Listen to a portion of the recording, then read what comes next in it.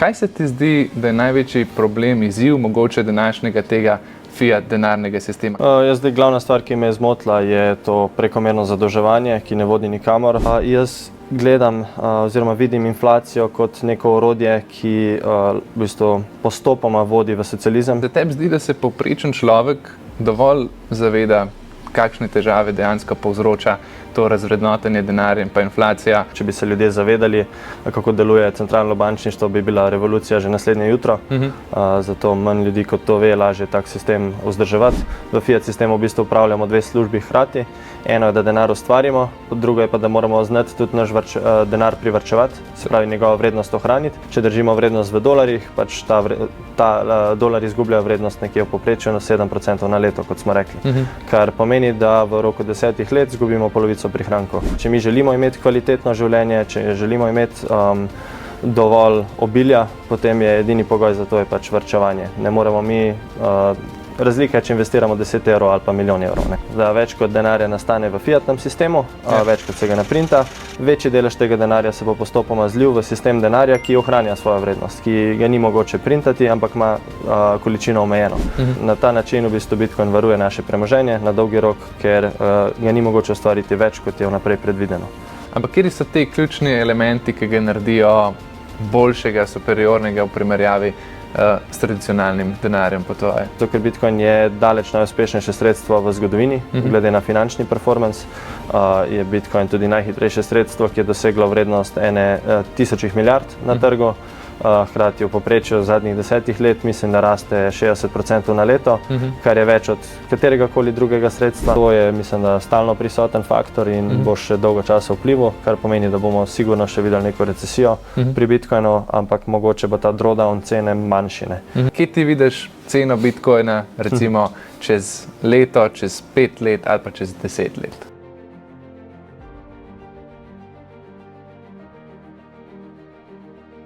Pozdravljeni v novi epizodi Incrementum podcasta. Moje ime je Nace in danes v studiu gostim Klemna Končana Vrstovška, ekonomista in podpredsednika Bitcoin društva Slovenije, soustanovitelja spletne trgovine Bitcoin Shop, avtorja knjige Od barantanja do Bitcoina ter predanega raziskovalca in izobraževalca na področju denarja in Bitcoina. Danes se bova pogovarjala o razvoju in pomenu denarja ter o tem, kakšne težave pestijo sodobni finančni oziroma fiat sistem, zaradi katerih je sploh nastal Bitcoin. Spregovorila bova tudi o tem, kako Bitcoin deluje, zakaj je kot digitalni denar tako revolucionaren in zakaj vse več ljudi razmišlja o hrambi vrednosti v Bitcoinu namesto v tradicionalnih valutah. Dotaknila se bova pa tudi različnih pogledov na Bitcoin po svetu, od drznih potez, kot je uzakonovitev Bitcoina v Salvadorju, do regulativnih izzivov v Evropi ter tega, kako Bitcoin dojemajo druge države.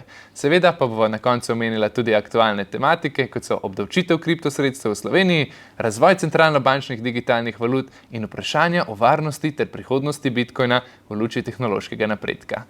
Super, Klemen, najlepša hvala še enkrat, da si me obiskal. Jaz sem tebe že kar nekajkrat videl na javnih nastopanjih, tudi na podcastih, si kar aktiven, zdaj tudi v luči tega davka, kripto ste ful aktualni.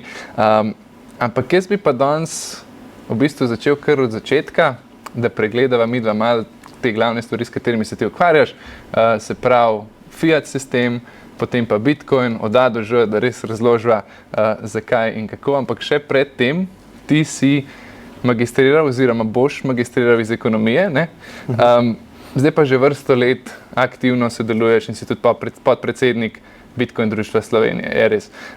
Izobražuješ tudi o Bitcoinu, povej mi, kako je sploh do tega prišlo, kaj je tebe najprej pritegnilo k temu, da si raziskoval o denarju pa o ekonomiji nasploh.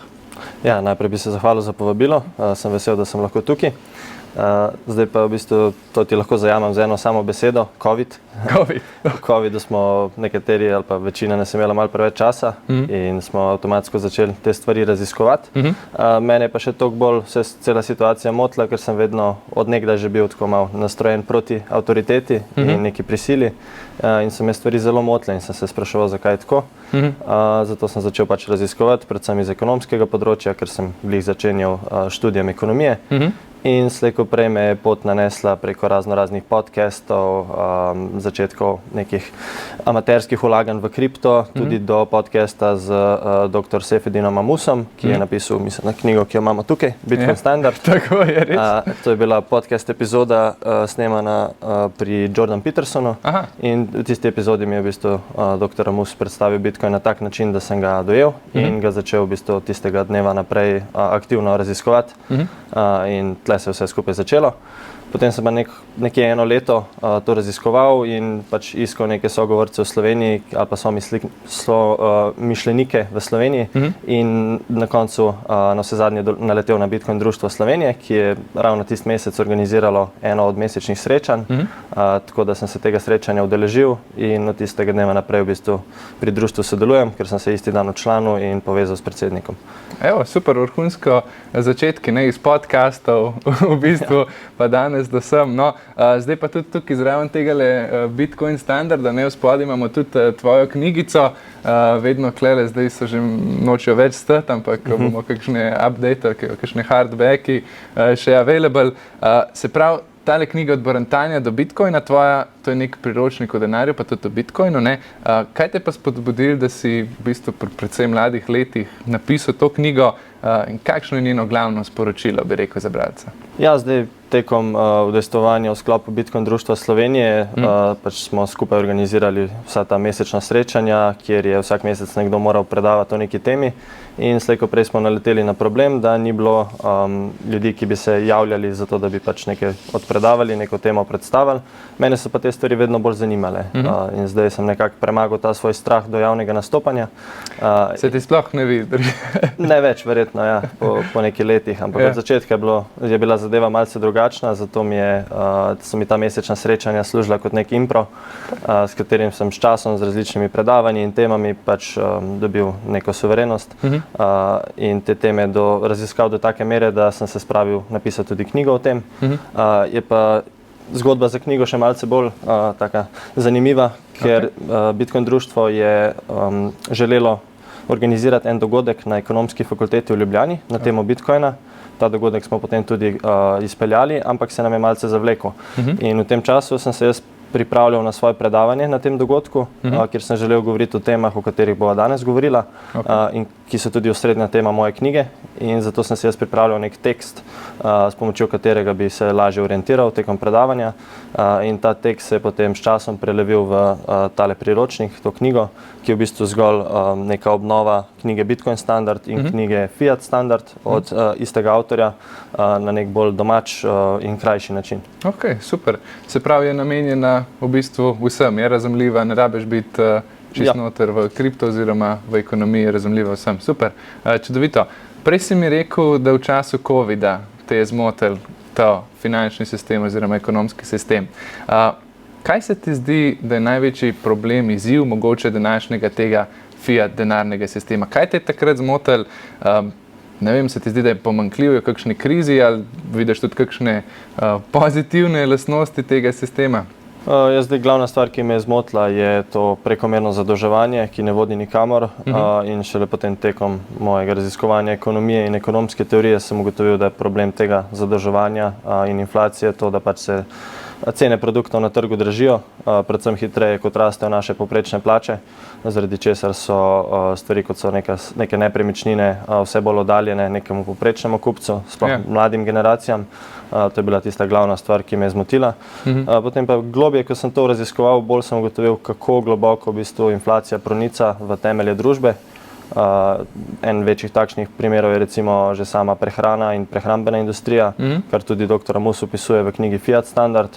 To je še eno celo drugo področje, ki me zelo zanima in ki pač ga tudi zajame inflacija, zato ker se je celotna prehrana na svetu zaradi tega tudi pač sfižila in danes temelji predvsem na industrijskih izdelkih, zaradi katerih ljudje obolevajo, potem trpi javno zdravstvo in tako nekako celotno gospodarstvo potem tone s časom. Ne. Ampak kako je to povezano?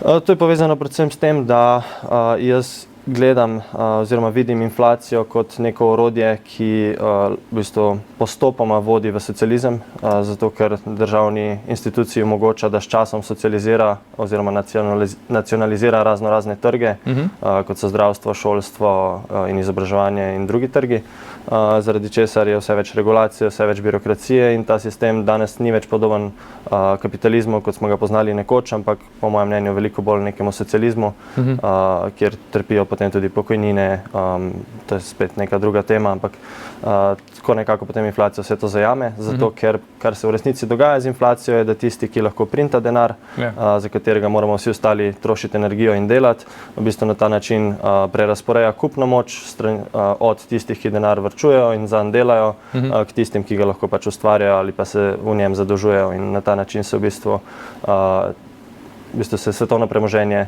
kako bi tem rekel, centralizira v rokah tistih, ki so najbližje temu koritu printanja denarja.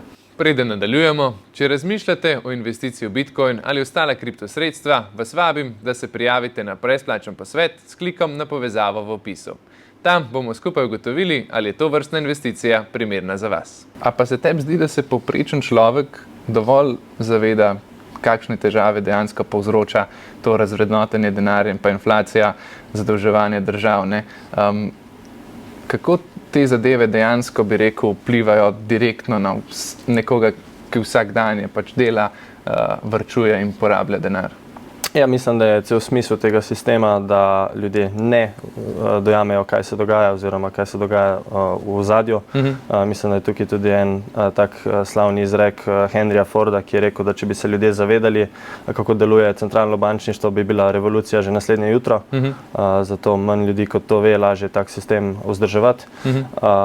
Se pa mi na drugi strani trudimo s tem finančnim opismenjevanjem, da bi te teme čim bolj približali ljudem. Tudi dr. Amus, mislim, da je prodal že več kot 1 milijon kopij svojih knjig in na ta način jaz mislim, da je v bistvu zbudil iz te matrice fiatnega sistema največje število ljudi na tak način, da so dejansko začeli poglobljeno razumevati delovanje bančništva z delnimi rezervami. Torej, mislim, da je pač tukaj pomanjkanje finančnega opismenjevanja. Sicer so nam nekaj obljubljali na finančnem ministrstvu, da pač delajo na finančnem opismenjevanju, ampak mislim, da ne dovoljno. Zakaj pa sploh je potrebno recimo zdaj varčevati, ne? V fiat sistemu? Zakaj rabimo vlagati? Zakaj se rabimo boriti sploh proti tej inflaciji? Ne sliši se sploh logično, vsi vejo, da je to ena dobra stvar in da se rabimo boriti proti inflaciji, ampak zakaj je to potrebno? Zato, ker varčevanje je v bistvu temelj kapitalizma. Če mi nečesa ne privarčujemo, tega ne moremo potem vložiti. Se pravi, tudi ko se ukvarjamo z vlaganjem, se vedno lahko ukvarjamo z vlaganjem zgolj, če smo prej privarčevali ta denar. Zdaj, alternativa varčevanju je zadolževanje. Ampak če se mi zadolžimo, si mi samo sposodimo denar, ki ga je nekdo drug privarčeval. Se pravi, ne moremo se izogniti varčevanju in varčevanje je tudi zaradi tega, jaz temu v knjigi pravim, prvi pogoj potrošnje. Se pravi, ne moremo denarja zapravljati, če prej ni privarčevan. Torej, to je cel temelj celotnega gospodarstva, temelječega na kapitalističnem modelu. Ukolikor varčevanja ni, potem družba slej ko prej stagnira, ker ni tega temelja kapitala, ki bi družbo lahko vzdrževal.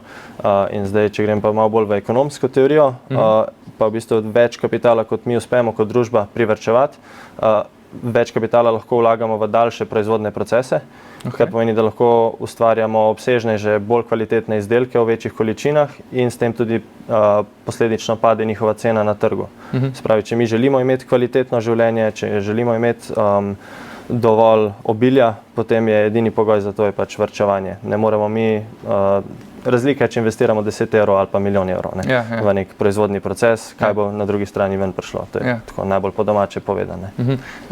To zadolževanje, zakaj je to tako slaba stvar? Konstantno se govori o ZDA, in oni imajo zdaj že, mislim, da 37 bilijonov, se pravi 37 tisoč milijard državnega dolga. Govori se tudi o tem, da do leta 2050 bi cel njihov BDP šel potem za odplačevanje tega dolga. Kje se to sploh konča in zakaj je to sploh tako slabo?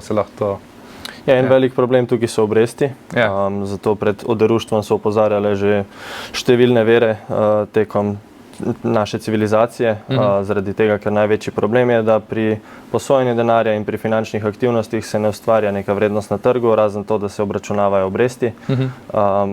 Se kapital seveda razporeja oziroma prerasporeja, ne, in usmerja v neke proizvodne procese, ampak v tem samem procesu posojanja denarja se v bistvu služijo samo obresti. In obresti niso produktivne. In obresti slej ko prej postanejo breme, tako kot si v bistvu že povedal, za Ameriko to danes predstavlja približno enako finančno breme kot njihovo vojaško zapravljanje, tako da ta številka pa samo narašča. In to pač ni vzdržno na dolgi rok. Še večji problem pa je, da današnji bančni oziroma finančni sistem temelji na tem, da ko mi v bistvu vežemo denar na banko, ko pač damo depozit na banko, mi v resnici ta denar posodimo banki, ki si ga lahko izposodi potem za ustvarjanje denarja oziroma ustvarjanje posojil. To je pa bančništvo z delnimi rezervami. Se pravi, mi namesto, da bi varčevali denar v bančnih vlogah, mi v resnici ta kapital posodimo banki, da zadolži samo sebe, oziroma ta denar posodi naprej. In na ta način v bistvu ustvarjamo ta balonček, ki slej ko prej nekje eksplodira. Največkrat pa zato, ker banke zelo pogosto dajo posojila za spet neproduktivne naložbe. Ko govorimo o recimo nakupih nepremičnin, tak kredit ne ustvari ničesar, v bistvu samo omogoča eni osebi, da nepremičnino kupi, ampak ta že obstaja, se pravi, nič ni bilo novo ustvarjenega. Medtem ko neki potrošniški krediti so malo bolj ne deflatorni, ampak malo bolj varni v tem smislu. In na ta način v bistvu nastajajo potem zaradi teh nespametnih naložb, nastajajo potem mehurčki na trgu, tako kot je bilo leta 2000 oziroma 2001 s tem dotcom bublom, potem 2008 z nepremičninskim mehurčkom in tako naprej. In to problem tega je, da se potem cel ta steber dolga, ki je nastal, se zruši in na koncu nastradajo mali potrošniki, ki spet varčujejo v denarju, ki ga potem banke in bančni sistem na veliko ustvarjajo, zato da rešujejo gospodarstvo in same sebe. Naše plače pa potem oziroma v realnih termih v bistvu kupnijo, v primerjavi z dejansko inflacijo cen nekih bolj redkih sredstev na trgu. In tako smo imeli tudi v Sloveniji okoli leta 2008, malo kasneje, potem je prišlo to za nami in zdaj tudi se mi zdi, da je v veliki meri prisoten kar strah do vlaganja v katerekoli inštrumente, prav zaradi tega, čeprav krivci so bili druge. Dajva zdaj povedati še, kako pa bi Bitcoin lahko to rešil. Povej mi od začetka, sva rekla, za poslušalce, ki morda Bitcoina še ne poznajo tako dobro, a lahko to razložiš na čim bolj enostaven način? Predstavljaj si zdaj, da bi svoji babici razlagal, recimo, malo karikiram, ampak kako Bitcoin deluje, kaj sploh to je? Ja, zdaj Bitcoin je odgovor na nastanek in dolgoročno delovanje fiatnega sistema, ki že od nastanka ameriške centralne banke naprej, če gledamo samo za ameriški dolarski sistem, stalno izgublja vrednost, nekje v povprečju 7% na letni ravni. Če gremo meriti, kolikšna količina novega denarja nastane v obtoku oziroma pride v obtok vsako leto, je ta številka za zadnjih 100 let nekje 7%. To pomeni, da je dolar v 100 letih izgubil praktično vso vrednost, ki jo je imel, vso kupno moč, z drugimi besedami, kar pomeni, da $1, ki bi ga imeli v letu 1913 in $1, ki bi ga imeli leta 2013, bi ta slednji kupil nam 99% manj stvari na trgu kot tisti takrat. To pomeni, da je krivulja rasti števila dolarjev na trgu eksponentna in na ta način pač inflacija denarja tudi eksponentno narašča. Recimo od leta 2020 do danes je nastalo že 40 do 50% več denarja kot v celotnem prejšnjem obdobju. To je ogromno, ampak tega se pač ne zavedamo, ker ta denar pride na trg v različnih točkah in cene pač postopoma rastejo, potem pa itek krivimo špekulante na trgih. Zdaj, Bitcoin je nastal leta 2008 oziroma 2009 je bil zagnan, je pa nastal kot odgovor na ta sistem, je pa nastal kot sistem denarja, ki onemogoča inflacijo. In njegov ustanovitelj, Satoshi Nakamoto, si ga je zamislil na tak način, da bi količina denarja naraščala logaritemsko do vnaprej določene vrednosti. Kaj pomeni logaritemsko? To pomeni, da količina denarja narašča tako in ne eksponentno. In to pomeni, da ima na vrhu limito oziroma asimtoto, ki določa, da več kot 21 milijonov kovancev nikoli ne bo obstajalo. Kako pa mi pridemo do teh 21 milijonov kovancev, je pa skozi ta mehanizem rodarjenja, o katerem večkrat poslušamo, da se bitcoini rudarijo. To samo pomeni, da novi kovanci pridejo v obtok skozi ta proces rudarjenja. Na vsakih 10 minut nastane določeno število bitcoinov in ta številka potem v bistvu se prepolovi na vsaka 4 leta. Ne. In na ta način zagotovimo, da je do danes bilo pri rudarjenjih že skoraj 20 milijonov bitcoinov od 21 milijonov. In zadnji milijon se bo ustvarjal še naslednjih 100 let. Torej, to je pač ekonomski vidik bitcoinove količine kovancev, je popolno nasprotje fiatnega sistema, ima povsem drugo funkcijo izdaje denarja in ta je omejena. Kar pomeni, da več kot denarja nastane v fiatnem sistemu, več kot se ga naprinta, večji delež tega denarja se bo postopoma zlil v sistem denarja, ki ohranja svojo vrednost, ki ga ni mogoče printati, ampak ima količino omejeno. In na ta način, zdaj recimo smo videli, je evro kar močno narastel v primerjavi z dolarjem, zato je vrednost bitcoina v dolarjih narasla, v evrih je pa še kar stabilna. Zato, ker je dolarjev toliko več nastalo in hkrati del teh dolarjev se je zlil v bitcoin in je narastel na 120,000 dolarjev na en kovanec. Torej, na ta način v bistvu bitcoin varuje naše premoženje na dolgi rok, ker ga ni mogoče ustvariti več, kot je vnaprej predvideno. Ok, ampak zakaj to tako revolucionarno? Ne? Sliši se precej simpel, sploh tako, kot si zdaj razložil. Ampak kateri so ti ključni elementi, ki ga naredijo boljšega, superiornega v primerjavi s tradicionalnim denarjem po tvoje? Zdaj, mogoče najboljša razlaga je, da se razdela podnaslov, se pravi Bitcoin white paperja, ki pravi, da gre za elektronski gotovinski sistem enakovrednih partnerjev. Elektronski pač pomeni, da Bitcoin živi in diha na internetu, torej ga ni mogoče imeti v fizični obliki. Potem gotovinski sistem, ta je zelo pomembna beseda. Pomeni, da je Bitcoin sistem je v bistvu deluje gotovinsko, kar pomeni, da ko jaz recimo delež Bitcoina pošljem tebi, te transakcije ni mogoče ustaviti, ni je mogoče se pravi povrniti. Kar pomeni, da ko je enkrat transakcija sprožena, je dokončna, je gotova. Iz tega izvira gotovina. To je enako, kot če ti jaz dam nek fizični bankovec, ko ti ga enkrat dam, bi ti ga mogel le na silo, bi ti ga lahko odzel. Medtem ko v tradicionalnih financah, ko jaz nekomu nakažem denar prek mojega TRR-ja, lahko banka to nakazilo ustavi, zato ker pač ima centralni nadzor nad tem sistemom in tudi poravnava dokončno se zgodi šele nekaj tednov kasneje, ko se centralne banke med sabo uskladijo. Torej, tradicionalni finančni sistem je sistem, ki temelji na posrednikih, na finančnih institucijah in teh posrednikov je v posameznih transakcijah kar nekaj. Medtem ko Bitcoin deluje vrstniško, torej peer-to-peer tehnologija, kar pa pomeni, da si mi neposredno med seboj izmenjujemo vrednost, brez posrednikov in celoten sistem je decentraliziran na tak način, da noben posrednik ne more posegati v najne transakcijske relacije. Zakaj ta decentralizacija, to vedno rad vprašam goste, da razložijo, zakaj to toliko boljš recimo kot centralen sistem? Zdaj, v veliki večini, predvsem tehnoloških primerov, centralizirani sistemi delujejo učinkovite, so bolj zaželeni, medtem kako pa pride do najpomembnejšega sredstva na svetu, to je denarja, ker denar je ena polovica vsake finančne transakcije, predstavlja denar, pa želimo, da je ta sistem našega denarja decentraliziran. Zato, da ni nikogar, ki bi lahko v bistvu prekomerno profitiral na naš račun, kajti če nekdo ustvarja denar, s tem ne ustvarja vrednosti. Denar je zgolj sredstvo, ki nam omogoča nakup in izmenjavo vrednosti, ne pa direktnega ustvarjanja nekih dobrin na trgu.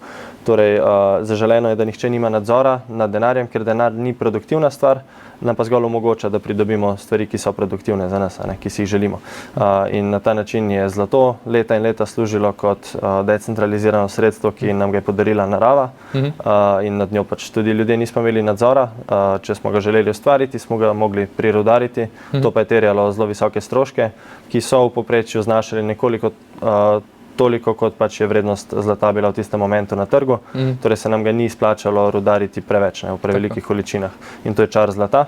Bitcoin pa deluje na popolnoma enakem konceptu, le da ga ni neomejeno toliko v primerjavi z zlatom, ki ga je praktično neomejeno, ampak se nam ga ne izplača izkopati, ampak ga je dejansko omejena količina in ga je vse teže v bistvu rudariti na trgu. In gre pa za digitalni sistem, ki je enako decentraliziran kot zlato. Torej ni tiste osebe, ki bi lahko v bistvu printala denar, za katerega moramo ostali delati, ampak ga lahko dobimo le z rudarjenjem ali pa z dejanskim nudenjem nekih dobrin na trgu v zameno za bitcoine. Če bi lahko To rudarjenje se zdaj že parkrat omenil, sem prepričan, da ga že večina pozna, ampak na enostaven način, kako poteka to rudarjenje Bitcoina? Zdaj, enostavnega načina za to razlago po mojem ni, ker je zelo kompleksen. No, če ga bo kdo našel. Ja, zato se tudi v bistvu daje te analogije z rudarjenjem zlata. V resnici pa rudarjenje Bitcoina ni podobno fizičnemu rudarjenju zlata, ampak gre zgolj za to, da mi poganjamo specializirana vezja v računalnikih, ki so namenjeni zgolj temu, da računajo eno kriptografsko enačbo. In s tem, ko te računalniki neprestano računajo oziroma ugibajo to kriptografsko enačbo, poskušajo dobiti določeno številko, ki jim omogoča, da v bistvu odklenejo oziroma ustvarijo nov blok transakcij. Torej, da so oni tisti, ki dobijo to možnost, da transakcije zapišejo v blok in zaradi tega, zaradi te storitve, ki jo ponujajo na trgu, dobijo v bistvu nagrado, ki jo omrežje podeli. In kaj je ta nagrada? Ta je sestavljena iz dveh delov. Eno je, da vsak od nas, ki želi poslati transakcijo, ki bo vključena v ta blok, mora plačati malo provizijo rudarju. Drugi del nagrade, trenutno večji v povprečju, če gledamo finančno, je pa to, da omrežje ustvari z vsakim novim blokom nove kovance. Teh kovancov danes nastane 3,125 na blok, torej 3 novi bitcoini, če tako zaokrožimo. S prvim blokom leta 2009 pa je nastajalo 50 bitcoinov na vsak blok in to je potem po 4 letih padlo na 25, po 4 letih na 12,5 in tako naprej do današnje številke. In ta številka pada vse do enega satoshija, ki bo nastajal z vsakim blokom nekje v letu 2140, ko se bo potem ta proces izdaje novih kovancov zaključil. Zdaj, mogoče nekateri ne vejo, kaj pomeni en satoshi. Je mogoče pametno še to povedati. En satoshi je najmanjši gradnik enega bitcoina, ki predstavlja 100 milijonov satoshijev, predstavlja en bitcoin. To je v bistvu osnovni gradnik bitcoinovega omrežja. Bitcoin kot tak, kot enota ne obstaja v omrežju, obstaja samo satoshi v resnici. Ampak za naše lažje razumevanje smo to pač zaokrožili na 100 milijonov teh satoshijev. Je to, kar mi danes poznamo kot en bitcoin. In zakaj je to pomembno vedeti? Zato, ker veliko ljudi večkrat reče, ko jim recimo nekdo svetuje, da naj kupijo bitcoin, da si ga ne morejo privoščiti, ker je preveč vreden. Ampak ne vejo, da oni v resnici kupujejo 100 milijotinke bitcoina, ne bitcoina kot takega. Zato je to pomembno, ker to je tista, ko se že reče, large number fallacy po angleško, da čim je neka številka zgleda prevelika, nas odvrača, lahko na nek način. Zato mislimo, da se nam bolj splača kupiti neko drugo, recimo kriptosredstvo ali pa karkoli drugega, ki je manj vredno, ker mislimo, da smo s tem bolj zgodnji. Vidiš tistih 5-0 spredi, pa misliš, to šlo na $1, pa bo ne vem kaj. Zelo pogost pojav. Povej mi še iz vidika, ker smo še vedno v fiat sistemu, zakaj je tako fino imeti en del prihrankov recimo v Bitcoinu, če se tako zdi? Zakaj je bolj pomembno hraniti vrednost svojega denarja v Bitcoinu kot recimo v kateri drugi naložbi? Zakaj je tako? Mislim, v fiat sistemu so že povedala, da vlaganje je potrebno, a bi bilo v Bitcoin sistemu tudi tako? Zdaj, vlaganje, jaz mislim, da varčevanje je ključnega pomena, in vsak normalen človek bi moral znati varčevati, to, kar so ljudje od nekdaj poznali. Ne bi pa rabil vsak poprečen človek, kot to mora danes v fiatnem sistemu, biti hkrati še profesionalni vlagatelj. Ali pa saj delno profesionalni vlagatelj. Tako to reče recimo dr. Amus, sem ga večkrat slišal, da reče, da v fiat sistemu v bistvu upravljamo dve službi hkrati. Eno je, da denar ustvarimo, drugo je pa, da moramo znati tudi naš denar privarčevati, se pravi njegovo vrednost ohraniti, ker nimamo nekega univerzalnega denarnega sredstva, ki bi učinkovito že od štarta v bistvu izpolnjeval to vlogo, da bi hkrati ohranjal vrednost. Če držimo vrednost v dolarjih, pač ta dolar izgublja vrednost nekje v povprečju na 7% na leto, kot smo rekli. Kar pomeni, da v roku 10 let izgubimo polovico prihrankov, če jih držimo v dolarjih. Zato se potem učimo, kam investirati, in investiramo na delniški trg, v kriptosredstva, v nepremičnine, kot to radi Slovenci počnemo. Problem tega pa je, da mi v bistvu monetiziramo vsa sredstva, ki niso namenjena varčevanju, vsaj ko govorimo o nepremičninah in podobnih inštrumentih, in na ta način hkrati tudi onemogočamo dostop do nepremičnin tistim, ki jih pa potrebujejo iz njihovega originalnega namena, ki je pa pač bivanje. Zdaj, zakaj Bitcoin? Zakaj je Bitcoin dobro imeti? Zato, ker Bitcoin je daleč najuspešnejše sredstvo v zgodovini, glede na finančni performance. Je Bitcoin tudi najhitrejše sredstvo, ki je doseglo vrednost 1000 milijard na trgu. Hkrati v povprečju zadnjih 10 let mislim, da raste 60% na leto, kar je več od katerega koli drugega sredstva. Torej iz čisto preprostega razloga, da nobeno drugo sredstvo ne dohaja njegove vrednosti zanesljivo. Torej, vemo, da če smo Bitcoin držali vsaj 4 leta, v katerem koli obdobju od leta 2009 do danes, je naša vrednost stalno naraščala in smo bili v profitu. Tukaj je zanimivo še to gledati graf tekočega povprečja 4-letnega Bitcoinove cene. Ta graf nikoli ni bil negativen. Se pravi, tekoče povprečje 4 let Bitcoinove cene je vsakič bilo samo pozitivno, samo naraščalo. In zato vedno pravimo, da Bitcoin je naložba za vsaj 4 leta vnaprej. Ker na ta način se tudi izognemo volatilnosti, ki je pa največji problem v narekovajih Bitcoina, ker prihaja večkrat do teh mehurčkov in potem Bitcoina vrednost strmoglavi in potem spet naraste. In s tem se tudi giba psihologija vlagateljev. Ampak čisto preprosto, Bitcoin je v bistvu sredstvo, ki je zelo stabilno. Če gledamo stabilnost samega tehnološkega aspekta omrežja, je v celoti decentralizirano, nima izpadov delovanja, točno vemo, transparentno je, vemo, kaj bo vsakih 10 minut počel. In hkrati njegova finančna vrednost zaradi ekonomskih lastnosti, te omejene ponudbe, s časom samo narašča in to kar v visokih procentih, kar pomeni, da nobeno drugo sredstvo mu ne more dohajati, se pravi, zakaj bi karkoli drugega držali. Razen, če bi pač želeli se izogniti volatilnosti, potem lahko iščemo druga sredstva za krajše obdobje. Ampak dolgoročno jaz osebno v vseh teh letih, ki pač to raziskujem, nisem našel boljšega sredstva za varčevanje. Razumem. Povej mi še potem Michael Saylorja, vem, da ga poznaš, ker so se že pogovarjala. On ima podjetje, ki se imenuje MicroStrategy oziroma zdaj samo Strategy, Tako je, Strategy B z Bitcoinom. On je v bistvu naredil to, da njegovo podjetje, mislim, da je najprej nek software prodajalo ali kako, zdaj pa v bistvu služi samo s tem, da kopičijo Bitcoin. In tudi v zadnjih letih so imeli izjemne rezultate zaradi tega. Kako vidiš to njegovo strategijo? Je to smiselno? Mislim, da je tudi, če gledava samo v zadnjih letih, outperformal sam Bitcoin, njegova delnica na tak način, je pa to v bistvu nek derivat Bitcoina.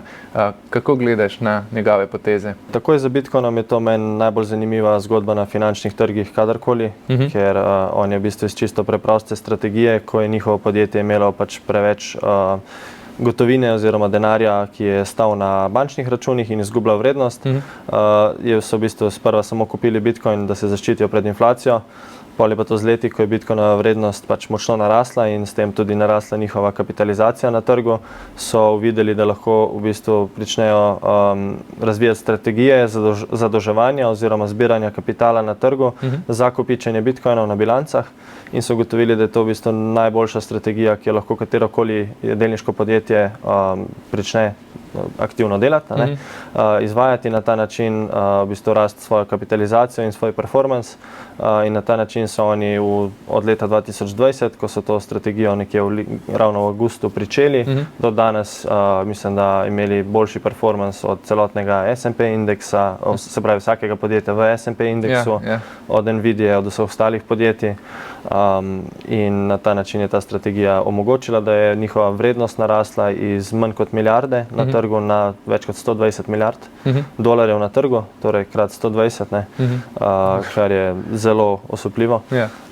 Zdaj, kako pa njihova strategija danes deluje, to je meni zelo fascinantno zadnje čase, ker stalno razvijajo te svoje finančne produkte, ki jih izdajo na trg in jih prilagajajo. In zdaj so ugotovili, oni so začeli z bančnimi posojili in na ta način kupili bitcoine in s tem, kar so imeli privarčevano. Potem so prešli na izdajanje poslovnih obveznic oziroma korporativnih obveznic in na ta način kopičili bitcoine. Potem so pogotovili, da je boljše, da oni razvijajo še druge produkte, ki jih ne vežejo toliko na povračilo denarja, kot so pač ta posojila in obveznice in plačevanje teh obresti.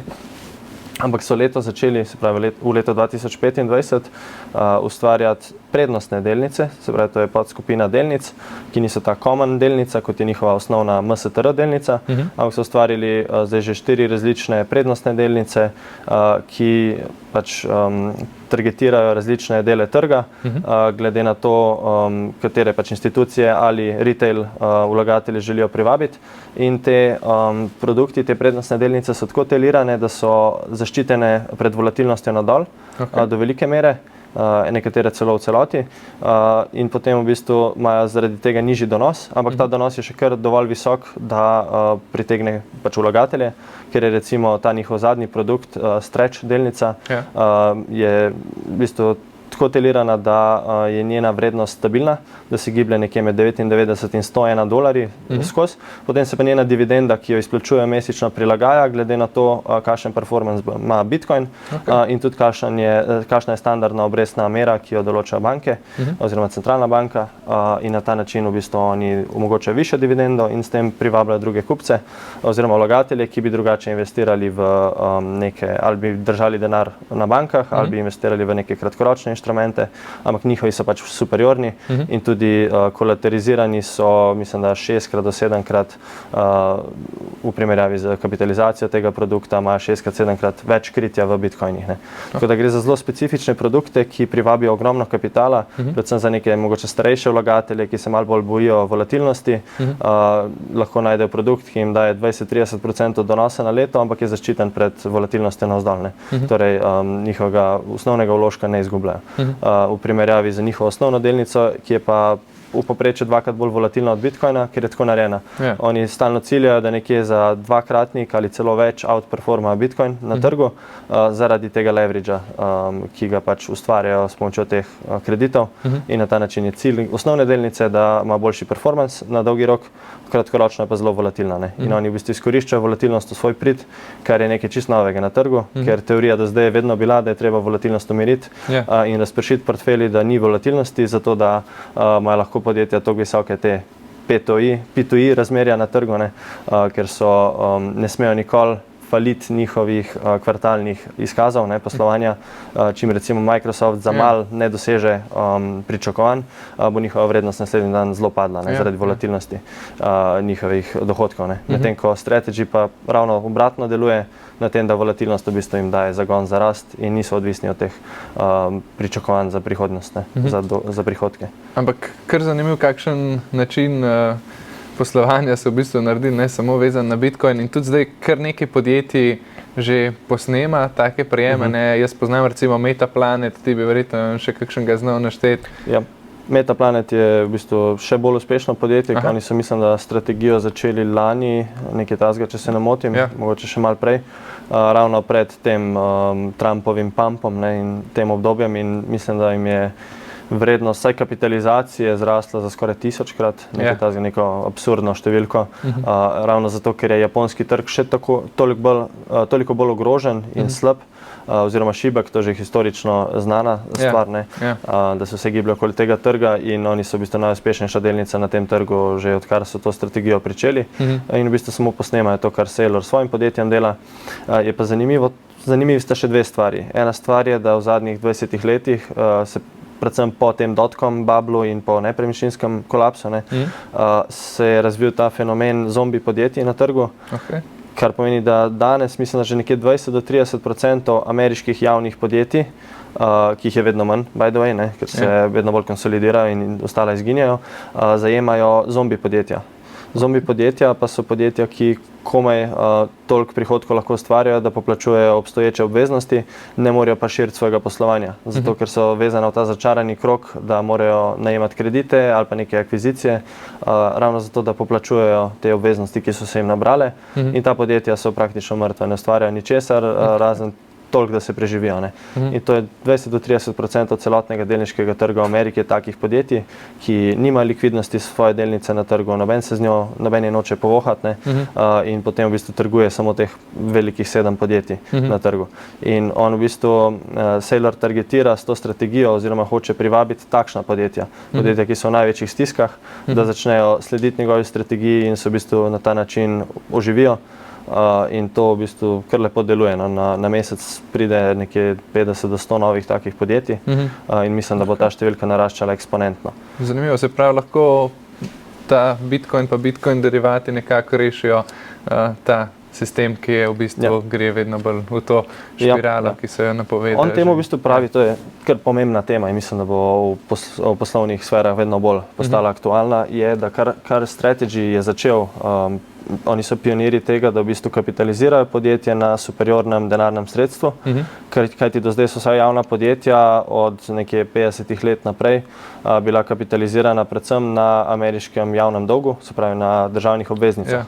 In tudi en od teh zakonov njihovega ATVP-a določa, da podjetje, mislim, da ne sme več kot 40%, če se ne motim, svoje bilance investirati v delnice drugih podjetij, oziroma v vrednostne papirje, ampak lahko kupuje samo obveznice ameriške vlade kot glavno zakladniško sredstvo. In to je zelo velik problem, ker na ta način v bistvu so podjetja primorana varčevati svoja sredstva v sredstvih, ki imajo donose nekje 3 do 4% in nikoli ne bojo inflacije dohajala in na ta način uničujejo svojo kapitalsko zalogo. Kar je posledica potem je, da se ta podjetja zadolžujejo, izdajo neke obveznice ali se spuščajo v neke prevzeme drugih podjetij, kar vse je nestabilno. Mislim, da je prevzem podjetij sploh iz drugih sfer, ki niso core business tega podjetja, je največkrat razlog za propad podjetja na dolgi rok. So pač te fejlani prevzemi drugih podjetij. In v bistvu, kar je on začel, je revolucija tega, da se podjetje kapitalizirajo na boljšem denarju, denarju, ki omogoča, da podjetje posluje in tudi lahko celotno svojo bilanco investirajo v Bitcoin, ker Bitcoin ni vrednostni papir drugega podjetja in na ta način zaobide ta zakon ATVP-a. Torej, jaz jih vidim kot neko sredstvo ali pa orodje za prenos kapitala iz teh starodavnih oziroma starodobnih fiatnih trgov na Bitcoin trg in v poslovni sferi. Oni v bistvu nekaj 100 tisoč milijard kapitala zdaj postopoma predstavljajo iz fiatnega sistema in teh obveznic, se pravi iz suverenega dolga v Bitcoin svet. In vsa ostala podjetja samo sledijo temu in na ta način mislim, da bo ta proces kar se pohitril, da bo kapital v bistvu prešel v bolj varno obliko. Ampak zelo zanimivo je to, pa v bistvu po eni strani ZDA seveda imajo največjem interesu, da prodajo oziroma izdajo čim več teh T-billsov. Po drugi strani pa grejo naproti trgu kriptosredstev in tudi Bitcoina nekaj že imajo v rezervah, pa je tudi iščejo načine, da bi ga še več nakupili, brez da bi se seveda zadolžili. Ampak kako ti vidiš to dihotomijo na tej strani? Bojo pošla ZDA v to smer Bitcoina ali je še vse dolar tisti, ki bo še kar nekaj let nam vladal? Zdaj, tukaj mnenja so različna. Jaz si svojega še nisem v celoti oblikoval. Mislim, da je neizogibno, da nekaj kapitala bo Amerika investirala v Bitcoin.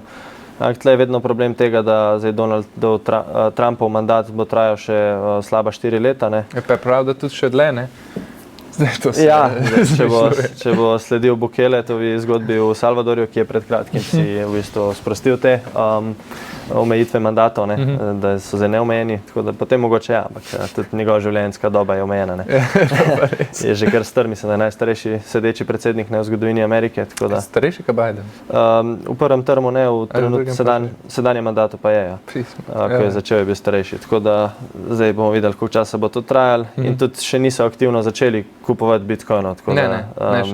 Če bi jih že začeli, potem je bila zgodba drugačna, tako mu pa še noben ne verjame zaenkrat. In tudi še niso objavili javno, koliko Bitcoinov ne bi Amerika trenutno sploh imela, oziroma neko poročilo je prišlo ven in ne bi Amerika večino teh Bitcoinov od 200 tisočih, ki ne bi jih držali, že prodali v času Bidenove administracije. Tako da zdaj, kakšna je ta številka, je vprašljivo, in potem seveda čakamo še na ta slavni Bitcoin Act od senatorke Cynthia Lummis, ki ga je predlagala, s katerim pa ne bi potem ameriška vlada tudi zakonsko začela množično kupovati bitcoine, mislim, da 200 tisoč na leto, dokler ne pride do vsaj milijon bitcoinov. Tako da to je še vse nekako v procesu, kaj se bo zgodilo, ne vemo, birokracije je tle še kar veliko. Zdaj, druga stran, dolarska hegemonija. Seveda, ja, ameriški denarni sistem in tudi s tem svetovni finančni sistem je odvisen od v bistvu povpraševanja po ameriških državnih obveznicah. Tako. Ampak problem tega je, na eni strani ameriški dolg narašča preko BDP-ja že praktično in obresti na ta dolg tudi. In obresti ne morejo več dolg časa biti visoko, zato Trump tudi skozi teži predsedniku ameriške centralne banke, da zniža obresti. Ampak problem je, da ko pa obresti padejo, potem pa tudi ameriške državne obveznice niso toliko zaželene več na trgu. Tako. In če gledamo za zadnja leta, Kitajska je bila do nedavnega največji lastnik javnega dolga ameriškega. Zdaj pa oni se množično odprodajajo državne obveznice. In kdo je trenutno v tem letu največji kupec teh obveznic? Na eni strani imamo Tether, ki izdaja svoj stablecoin, ampak to ni neka suverena oblast, neko podjetje, to je v bistvu podjetje, ki izdaja dolarski derivat. In oni so en največjih lastnikov državnih obveznic, imajo jih mislim, da nekje 125 milijard, ko so nazadnje to poročali. Na drugi strani so pa Kajmanski otoki. Kaj so Kajmanski otoki? To je mislim država z nekaj 10,000 prebivalci, ampak tam pač so seveda imajo domicile vsa večja finančna podjetja, ki so ameriška. Torej, v bistvu finančna podjetja v Ameriki, ki so del tega finančnega sistema, kupujejo ameriški državni dolg in to v bistvu spet poganjajo same sebe, kakor bi v angleščini rekel kicking the can down the road. V bistvu na umeten način oni kupujejo ta dolg, da ustvarjajo podobo, da je pač neko povpraševanje po obveznicah, kar se pa v resnici dogaja, pa da vsi pomembni lastniki teh obveznic jih odprodajajo in Kitajci so začeli potem množično vlagati v ameriški delniški trg, zaradi česar se je močno monetiziral, zaradi tega tudi Nvidia med drugim toliko zrasla, ker so Kitajci bili glavni vlagatelji v to. Potem pa so se v Ameriki začeli v bistvu izvajati te kapitalske nadzore nad Kitajci in so jih s tem začeli odvračati od teh investicij in Kitajci zdaj prodajajo delnice in kupujejo zlato. Ker zlato pa ni žrtev kapitalskih kontrol zaenkrat in jih lahko na ta način v bistvu Kitajci svoj kapital odkupijo in ga prenesejo nazaj domov. Zato mislim, da bo zlato kar nekaj časa še pač bilo zaželeno in bo raslo skupaj z Bitcoinom, medtem ko povpraševanje po ameriškem javnem dolgu oziroma obveznicah bo pač začelo upadati in s tem se bo rušil tudi dolarski sistem. To po mojem mnenju je tudi razlog, da Trump zdaj izvaja vse te carine in grozi z njimi, ker na ta način mora proizvodnjo vrniti nazaj v Ameriko. Ker če recimo nihče več ne kupuje njihovih državnih obveznic in hkrati Amerika ni več prva v proizvodnji, niti nima lastne proizvodnje doma, potem bo celotno ameriško gospodarstvo bo se zrušilo. In zato zdaj on hoče na silo v bistvu proizvodnjo domov prestaviti, da lahko ratejo vsaj do neke mere produktivni in samozadostni in ne temeljijo več na uvozih kitajskih izdelkov, ki jih financira njihovo zadrževanje. To je nek tak zelo kompleksen, začaran krog, ki zdaj postopoma se razvija. In mislim, da posledična žrtev tega je pač dolar, da ne bo več pač globalna valuta, ampak bo slej ko prej to morali nadomestiti neko drugo sredstvo. Jaz upam, da bo to Bitcoin, mogoče pa kjero drugo.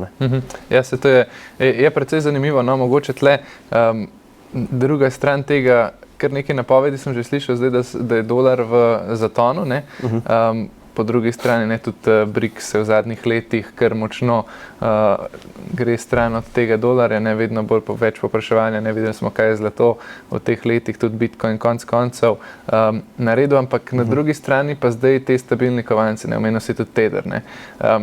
Tether, kot si rekel, ima svoje zaledje, nekaj malega v Bitcoinu, nekaj pa tudi v T-billsih.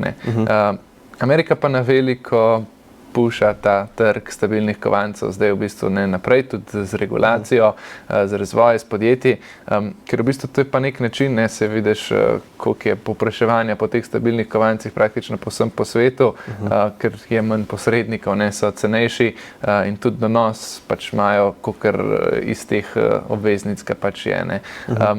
Bi to bil lahko neka rešilna bilka dolarja, zato ker z vsakim stabilnim kovancem, ki se minta, oni v zadnji kupijo v bistvu ameriške obveznice in na tak način bi lahko cel svet v bistvu prišel do ameriških obveznic. Tudi tam, kjer načeloma tega ni, v bistvu ti posledično uporabiš stabilne kovance, recimo v SDT, in kupuješ ameriške obveznice, ker ta trg je zdaj v zadnjih letih zrastel na 250 milijard, na četrtino trilijona, tako da to je tudi neka možnost. Misliš, da je to?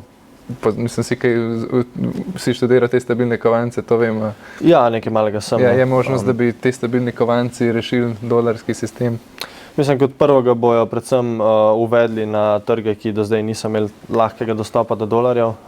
Torej, primarno Tether pač deluje oziroma ima največ biznisa v nerazvitih državah, ki imajo nerazvit finančni sistem, ljudje nimajo lahkega dostopa do bančnih računov. To je, mislim, da še vedno nekje 3 do 4 milijarde ljudi na svetu sploh nima dostopa do bančnega računa. Na take trge zdaj pronica Tether in hkrati lokalne nacionalne valute, fiatne, ki jih imajo njihove oblasti, imajo zelo visoke stopnje inflacije in dolar še vedno velja za eno izmed vsaj 3 najbolj varnih valut na svetu. Verjetno švicarski frank zdaj prednjači, mogoče celo evro, ampak takoj zatem je potem dolar kot ena najbolj stabilnih valut. Tako da povpraševanje po dolarjih vsekakor bo v nerazvitem svetu. Še vseeno pa govorimo o področjih z manjšo kupno močjo, z manj kapitala, tako da mora Tether in ostali stabilni kovanci ne more toliko bolj obsežno v bistvu ponujati te storitve in rasteti svoje poslovanje, da bo povpraševanje po teh obveznicah lahko konkuriralo normalnemu povpraševanju. Mislim, da je trg državnih obveznic na svetu velik nekje 300 tisoč milijard, pravi 300 trilijonov po ameriških enotah, medtem ko Tether je še vedno vreden samo 130 milijard na trgu in celoten trg si rekel 250, pravi 1000-krat manj, kar pomeni, da bi nekje za 1000-krat moglo narasteti ali pa vsaj za 100-krat narasteti povpraševanje po teh stabilnih kovancih, da bi to lahko nadomestilo samo eno Kitajsko, recimo. Tako da bomo videli, kaj bo s tem. Jaz mislim, da do neke mere bojo stabilni kovanci vsekakor pomagali, do neke mere možno, da bojo tudi te kakšne Bitcoin rezerve pri tem koristile, da bo dolar malo se ojačal, ampak največji problem je, da ima Amerika toliko močne lobije in toliko močne industrije, da te terjajo zadolževanje in terjajo pač potrošnjo. In to zadolževanje za neko vojaško potrošnjo, za vojaške spopade, to lahko vodi samo v neke hiperinflatorne scenarije na dolgi rok. Amerika si tega ne more več privoščiti, ne more si privoščiti tako velike birokracije, kot jo ima. To je bila ideja recimo Elona Muska s tem Doge programom, da bi v bistvu znižal nivo izdatkov preko Dogea, teh sploh brezglavih izdatkov, ampak te lobiji so zaenkrat še premočni, da bi se to dalo in na ta način bo tudi dolg naraščal. Zdaj, kakšen bo tle končni scenarij, si ne upam reči, upam, da bo čim boljši. Zdaj pa, da bi pa neki drug. Največji problem je, da nimamo druge alternative dolarju trenutno. Zdaj, da bi neka BRICS valuta nastala, jaz ne verjamem, ker je zelo težko jo sploh si zamisliti, kako jo boš ustvaril, kam jo boš dal, kdo bo imel nadzor nad njo, kako se bo izdajala. In tudi Kitajska ima največji problem, da imajo zaprte kapitalske trge za zunanje vlagatelje. Do velike mere imajo te kapitalske nadzore oziroma kontrole in na ta način zelo težko bi oni bili svetovna globalna valuta, ker bi mogli ta sistem potem v bistvu obrniti na glavo in ga odpreti za zunanje trge, kar historično gledano niso počeli, tako da ni neke alternative. Zdaj, ali se bo rešil dolar, ali pa dejansko Bitcoin in zlato prevladal na koncu. In bojo vse valute postale postopoma vezane spet na te dve sredstvi. Zanimivo, sej trg stabilnih kovancev je majhen, koncev je tudi 5 let star, tako da bomo videli, v katero smer se bo razvijal, je pa res, da že regulacija sprejeta v Ameriki, ker očitno ga hočejo malo naprej porivati. Prej si rekel, da ljudje ne marajo to, da je Bitcoin preveč volatilen. Zakaj je toliko volatilen? Mislim, kako gledaš ti na to volatilnost? Je to značilnost rasti neke novega sredstva, ali se bo to s časom umirilo? Ja, s tem sem se zdaj delno ukvarjal, ko smo pošiljali te naše pripombe na predlagani zakon naše vlade za obdavčitev kriptosredstev. Smo predvsem želeli prikazati našemu ministrstvu, da Bitcoinova volatilnost, kajti oni pravijo, da je to tvegana naložba in da so kriptosredstva v celoti tvegane naložbe, smo želeli prikazati, da Bitcoin je v resnici ekvivalent digitalnemu zlatu in temu primerna je tudi njegova volatilnost, ki postopoma pada in danes je že skoraj enaka zlatu. Se pravi, tudi zlato je volatilno, zadnjih 10 let se je v bistvu pobiralo od prejšnjega vrhunca, ki je nekje tak, kot je cena zlata danes, ali pa saj na začetku letošnjega leta. In njegova volatilnost pada. Zakaj pada? Zato, ker se Bitcoin monetizira. najlažja prispodoba temu je, da je Bitcoin nekoč bil zelo mala barkica ali pa čoln v oceanu kapitala, no danes pa je že zrastel na nivo neke malo večje ladje, ne. In slej ko prej bo to nek ogromen trajekt, ki bo zelo stabilen, ne.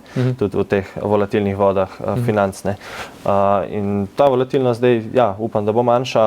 Recimo Saylor poudarja, da te kriptozime ne bomo več videli, vsaj na Bitcoin trgu. To se vsak cikel govori, ampak je pa res, že tako velik, ne. Ampak tukaj je zanimiva recimo knjiga Bikovska napoved za Bitcoin opisuje, kako z vsakim ciklom, ne, Bitcoinove cene prihaja nova vrsta vlagateljev, ki so vedno bolj zreli, od teh čist prvih navdušencev do danes bolj institucionalnih vlagateljev. Zdaj v zadnjem ciklu bojo pa na trg vstopile tudi suverene oblasti, ne, in države, oziroma države, ki so pa zelo stabilni vlagatelji. In s tem, na ta način se bo tudi trg bo prvič odrasel, se bo razvil do konca in stabiliziral. In to smo že videli lani na začetku leta, ko so bili sprejeti ETF-i. Govorimo o najbolj rekordnih ETF-ih v zgodovini, Bitcoin ETF-i, ne. In od takrat naprej je Bitcoinova vrednost veliko bolj stabilna, sploh od v bistvu zmage Donalda Trumpa naprej, ne, ko so pa tudi podjetja množično začela vlagati, ko so banke prevzele ponujanje teh storitev v Ameriki, ko se v bistvu vsa ta regulacija, ne, ustvarja, ki bo regulirala to področje, upamo, na dober način, da ne bo več prišlo do nekih FTX-ov in podobnih kolapsov, ne, na trgu zaradi slabe regulacije. Tako da ta nek clarity na trgu, ne, zdaj v bistvu omogoča, da se trg stabilizira, da bo vse manj volatilen, kar posledično pomeni, da bo tudi Bitcoinov donos upadel, ne, in bo bolj konstanten. Saylor misli, da bo v povprečju naslednjih 20 let rastel 30%, ne, na leto ne več 60%, ker to je tisti stalni kompromis, da če pač imaš visoko volatilnost, boš imel tudi dober performance, ne, cene, ampak bo tudi padci cene zaradi tega toliko večji, medtem ko nižja volatilnost pomeni bolj stabilno rast cene in pač počasno, ne bo več teh hitrih zaslužkov, kar je konec koncev tudi v redu, ne, da se tudi špekulacije potem malo umirijo.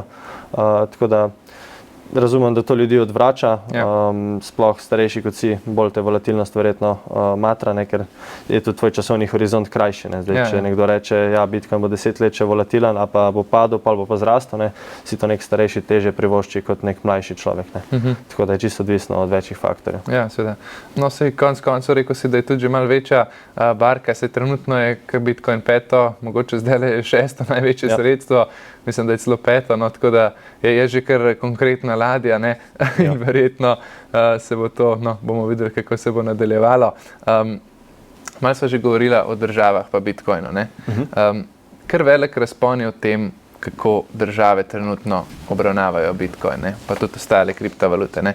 Na en stran imaš recimo ZDA, Salvador, ne, El Salvador je imel celo uradno valuto, sva že omenila, potem pa tudi druge države, ne, recimo Kitajska, ki je prepovedala kriptovalute v enem času, tudi še, ker mislim, da so prepovedane, pa Evropska unija, ne, tukaj pa imajo radi regulacijo, ne, vsi vemo, kako imajo radi regulacijo, pa birokracijo. Kako se ti zdi ta pristop? Zakaj so take razlike, recimo, med ZDA, med Salvadorjem pa med Evropsko unijo? Česa se, ne vem, bojijo mogoče? Ja, Bitcoin jemlje nadzor centralnim oblastem, in zdaj ene države so bolj ali manj naklonjene temu, ne. Zdaj Amerika je predvsem s prihodom Trumpa videla, da je Bitcoin lahko zelo dober za njo, ne. Ker Američani so tudi znani potem, da posvajajo vse nove tehnologije zelo hitro, medtem ko Kitajci jih večkrat tudi ustvarijo ali pa postopoma ali pa kopirajo, ne, medtem ko Evropa pa pač vse skupaj regulira že nekaj časa. Tako da evropski sistem je kar precej avtoritaren zadnje čase, ne, sploh na teh trgih, zelo veliko je nadzora, želijo uvesti recimo digitalni evro, ne, s katerim bi imela Evropska centralna banka še toliko več nadzora nad financami posameznih Evropejcev. Tako da oni avtomatsko bojo bolj nenaklonjeni temu, ne. Sicer na področju regulacije, s tole mikroregulacijo se je kar nekaj stvari razjasnilo, ampak še vseeno ne dovolj ali pa celo preveč v nekaterih pogledih, ne, da se celoten ekosistem v bistvu se zavira. In v Evropi tudi ne poznamo večjih kriptopodjetij, ki bi lahko služila primarno Evropejcem. Jih sicer je nekaj, ampak primarno se inovacija dogaja delno na Kitajskem, če gledamo rudarske produkte, če pa gledamo bolj finančne produkte, pa seveda v Ameriki. Kitajci so pa zgodovinsko gledano zelo mešani okoli tega. Nekaj časa so prepovedali rudarjenje, potem mislim, da so ga spet legalizirali.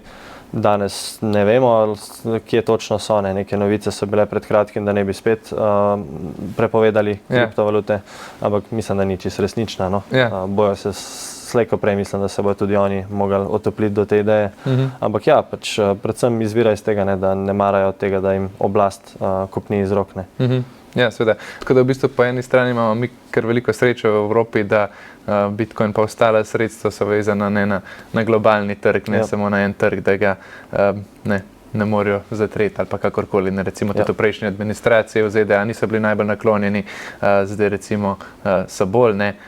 Tudi ko ni razvoja pri nas, je recimo v Aziji, Singapur ogromno dela, tudi ZDA, tudi v Afriki, konec koncev se dogaja, tako da hvala Bogu je to neka globalna zgodba. To je zelo fascinantno, ko si rekel, si me zdaj spomnil na to, da Bitcoin je predvsem dober zaradi tega, ker gre za najbolj likvidno obliko kapitala, ki smo jo kdaj poznali, kar pomeni, da če neka država to prepove, kot je Kitajska pred nekaj leti z rudarsko industrijo, vse, kar se zgodi, je, da se celoten kapital vložen v Bitcoin in v Bitcoin rudarjenje se samo prestavi v neko drugo regijo in se praktično čez noč nazaj vklopi. In tudi, če smo gledali takrat ta Bitcoinov hash rate v celotnem omrežju, se pravi količino rudarske moči, je po tej prepovedi, ker takrat so Kitajci držali, mislim, da največji delež rudarskega trga in rudarske moči je zelo upadla, potem pa že po nekaj tednih se nazaj stabilizirala in dosegla nove vrhunce, kajti ta industrija se je preselila v Ameriko, kjer je bila bolj dobrodošla in se uspela razviti in v bistvu še bolj zrasne.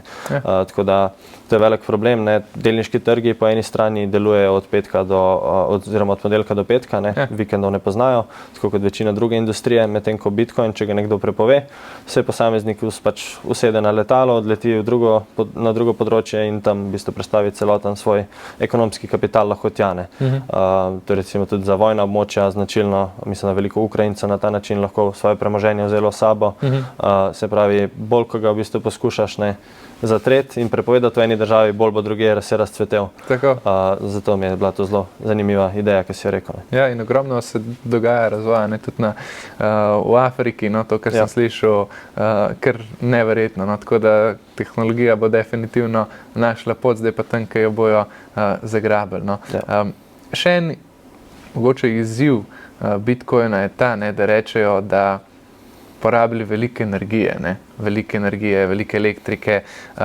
Zdaj meni je bil zelo zanimiv primer Butan, država tam zraven med Kitajsko, visoka. Oni so imeli veliko presežkov te hidroenergije in so v bistvu je niso mogli izkoristiti, ker pač Kitajska je ponujala toliko za tisto energijo, koliko so pač imeli. Potem so pa to v bistvu na nek način, če prav razumem, rešili z rudarjenjem Bitcoina. Povej ti, kako lahko tudi Bitcoin rešuje te probleme elektrike, mogoče čez ta primer Butana.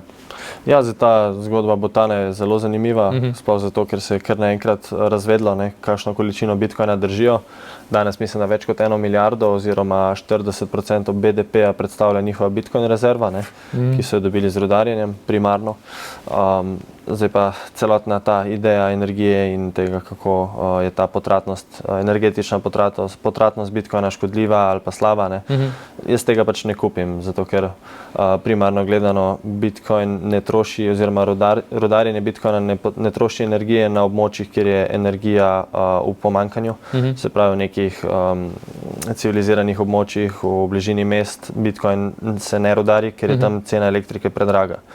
Edino, kjer se splača rudariti Bitcoin, je na področjih, kjer je elektrika cenovno ugodna in to je tam, kjer ni nikogar, se pravi na zelo odročnih lokacijah, kjer je v bistvu se energija pridobi iz narave, kjer v naravi energije je neomejeno, treba jo samo pretvoriti v pravilno obliko energije.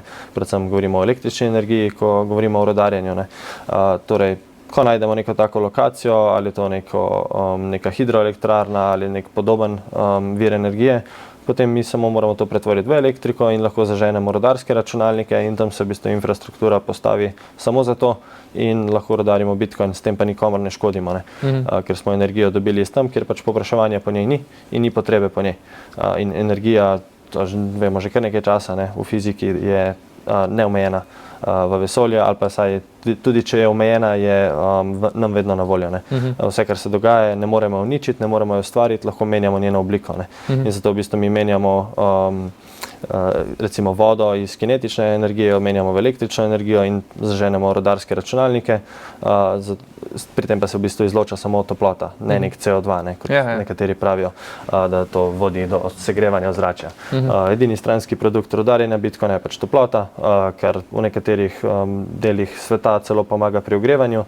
Mislim, da na Nizozemskem imajo neke te kako se jim reče, tam, kjer sedijo rastline, ne, rastlinjake, ki jih ogrevajo s pomočjo rudarskih računalnikov in hkrati še v bistvu si povračajo neke stroške, ne, ki jih imajo pri tem, tako da teh načinov je ogromno. Zakaj pa ključnega pomena, da Bitcoin troši toliko energije, je pa zato, ker s tem omrežje ostaja varno, ker je edini način, da nekdo lahko ustvari nov blok Bitcoina, je ta, da prej porabi dovolj veliko količino energije, da pride do prave rešitve. Se pravi, celotno to rudarjenje, kot sva že rekla, gre zgolj za poganjanje teh računalnikov, ki ugibajo neko kriptografsko enačbo in v resnici več kot imamo mi teh računalnikov in bolj kot so te sposobni oziroma specializirani, ne, in učinkoviti pri ugibanju te kriptografske enačbe, prej bomo prišli do rezultata.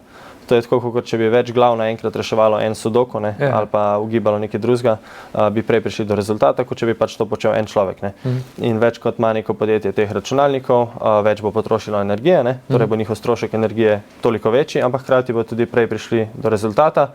Se jim pa zelo mudi pri tem, ker posamezen blok vzame v povprečju 10 minut, torej ima 10 minut časa v povprečju, ne, da pridejo prvi do te rešitve in so oni nagrajeni.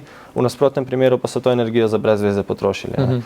Tako da to je vedno bo ključen faktor bo potrošnja energije pri rudarjenju, ampak hkrati to omogoča, da ne more nobeno drugo ali pa nobeno posameznik ali pa neko posamezna entiteta državna ne more prevzeti nadzora nad rudarskim omrežjem, s tem, ko bi oni lahko postavili svojo rudarsko infrastrukturo, je ta trenutno toliko velika, da bi neki Ameriki recimo vzelo mesece, če ne celo leta, da bi postavili konkurenčno rudarsko infrastrukturo in imeli ugodne vire energije, da bi lahko konkurirali obstoječi infrastrukturi in prevzeli nadzor nad omrežjem.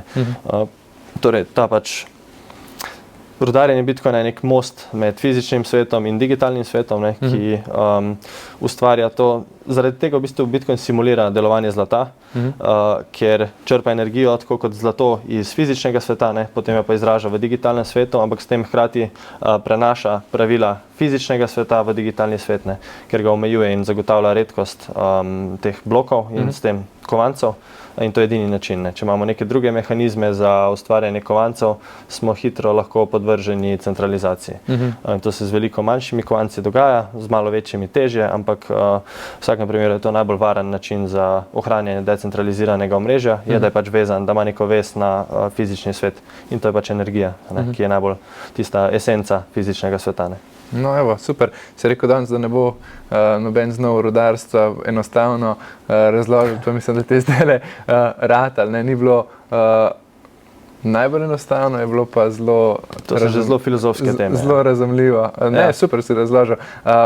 Mogoče glede potem tega, a se še splača v Sloveniji rudariti, recimo, če se jaz spravim, a se to še splača? Če imaš v povprečju, mislim, na nižjo ceno elektrike od 4 ali 5 centov na kilovatno uro, potem ja. Kar je odgovor, z drugimi besedami je odgovor ne. Pač tega v Sloveniji ni. Zdaj so neke ideje, kako bi lahko podjetja, ki so prekomerno investirala zaradi subvencij v sončne elektrarne na strehah, ne, ima res ogromno pokritost, bi lahko te presežke, ki jih zdaj ne smejo vračati v omrežje ali pa so zato kaznovana, bi lahko v bistvu si kupila nekaj teh računalnikov za rudarjenje in si na ta način povračala. Ampak še nisem osebno delal teh kalkulacij, ali je to rentabilno ali ni, ker zdaj eno je, da rudarska oprema hitro zastara. Že v nekaj letih lahko nova tehnologija tehnologija močno nadomesti prejšnjo in ta postane neučinkovita. Ne? Na drugi strani pa ne vem zdaj, koliko časa sončne elektrarne zdržijo, kakšni so te presežki, koliko se splača in kdaj se dejansko povrne investicija v rudarsko opremo. Ne? Mislim, da bi se sigurno kje dalo, ne? Na kakšnih takih res malo večjih sončnih elektrarnah. Ne bi si pa upal z gotovostjo trditi, da se to splača. To so redki primeri. Ja, povej mi še glede bitcoinovega omrežja trenutno. Ne? V EU recimo imamo zdaj vedno strožje recimo predpisi glede sploh uporabe bitcoina, tudi kriptosredstva. Praktično ne moreš priti do denarja, do evra, do česarkoli na nek urejen način, ne da bi razkril svojo identiteto prek raznih KYC, AML postopkov, ne, Know Your Customer, se pravi, spoznaj svojo stranko, preprečevanje pranja denarja. A to se ti zdi, da nekako poškoduje idejo bitcoina oziroma kako to vpliva na koncept bitcoina kot nekega peer-to-peer omrežja, pseudonimnega, no, ne lih anonimnega? Ja, sigurno ni to dobra stvar, ne? Ampak to je tisto, ne, da Bitcoin se centralizira na stičiščih z fiatnim svetom. Ne? Tam se bo vedno nekako centraliziral, ker tam pač pade pod domeno obstoječih sistemov, kot je ta KYC, ki si ga omenil. Ne? Torej, borze in podobni načini dostopa do Bitcoina omrežja bojo vedno centralizirani, saj v veliki meri, ne? In tam bojo identitete pogosto lahko razkrite. To je zelo velik problem, predvsem zato, ker večina teh podjetij in državnih institucij ne zna učinkovito ohranjati teh podatkov oziroma jih pač varovati. In te podatki slej ko prej se prodajajo na trg ali pa jih nekdo shacka in okrade in na ta način potem dobivamo neke klice in podobno, ne, prevar in zlorab. Tako da to je zelo velik problem, ampak to je problem vseh podobnih finančnih sistemov, ne samo Bitcoina. Zdaj, eno je, da Bitcoin je še trenutno v fazi monetizacije, kjer ga večina ljudi dolgoročno drži in varčuje. Torej, še ta neka plačila in podobno niso tako ključnega pomena. To je tudi pač moja teorija, kako bo Bitcoin se razvil. Zato, ker zdaj mu večkrat učitajo, da ni več plačilno sredstvo, tako kot je bil zamišljen, ampak ga večina ljudi zgolj drži in ga nikoli ne misli prodajati.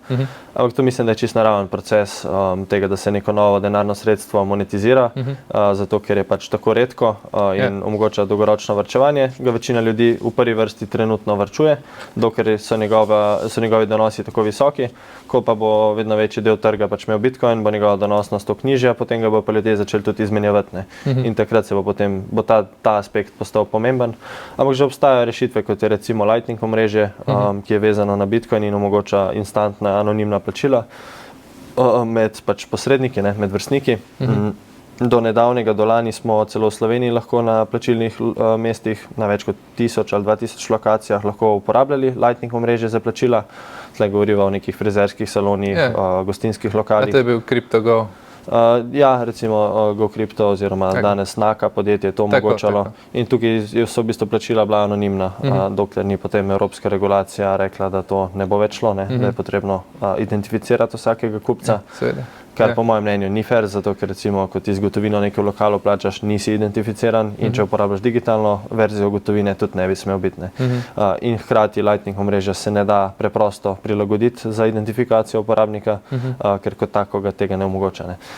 Da razkriješ identiteto. Tako da tle je veliko problemov, ampak mislim, da so sekundarnega pomena, da je primarno to, da pač ljudje imajo dostop do Bitcoina, da ga lahko investirajo, da niso kaznovani, razen za davki, no, ampak davki so v bistvu samo še dodatna spodbuda, da ljudje ne prodajo Bitcoina, tako da mislim, da ga na nek način še pospešujejo to monetizacijo, pa posvojitev Bitcoina, ne, ker ga ljudje so še toliko manj pripravljeni prodati, vsaj ne po nekih takih poteh, kot so govorila. Ne. Če sva že tukaj, ne, Slovenija res zdaj uvedla ta zakon o obdavčitvi kriptosredstev, ne, in kot si že rekel, Bitcoin društvo Slovenije se kar v bistvu bori oziroma ste podali kar nekaj pripomb na ta zakon. Se pravi, povej mi, kakšno je tvoje mnenje še enkrat o tej obdavčitvi. Se ti zdi, da bo ta zakon malo zavrl to Bitcoin pa blockchain nasploh kulturo, ki jo imamo v Sloveniji, ne, ker imamo veliko podjetij, pa veliko se dogaja v kripto pri nas, ne. Se ti zdi, da mogoče še vsem kakšna pozitivna stvar tega zakona?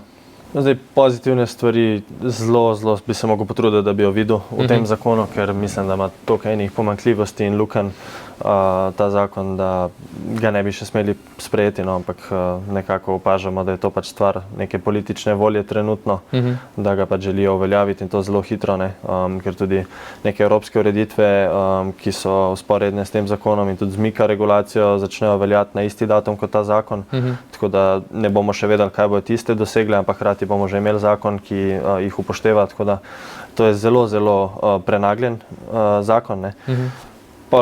Druga stvar, ki me zelo moti, je, da Slovenci smo dolga leta bili pionirji tega področja, imamo številna velika podjetja, ki so inovirala nekaj, tako kot sem omenil NAKA, ki je omogočala več kot 1000 plačilnih mest.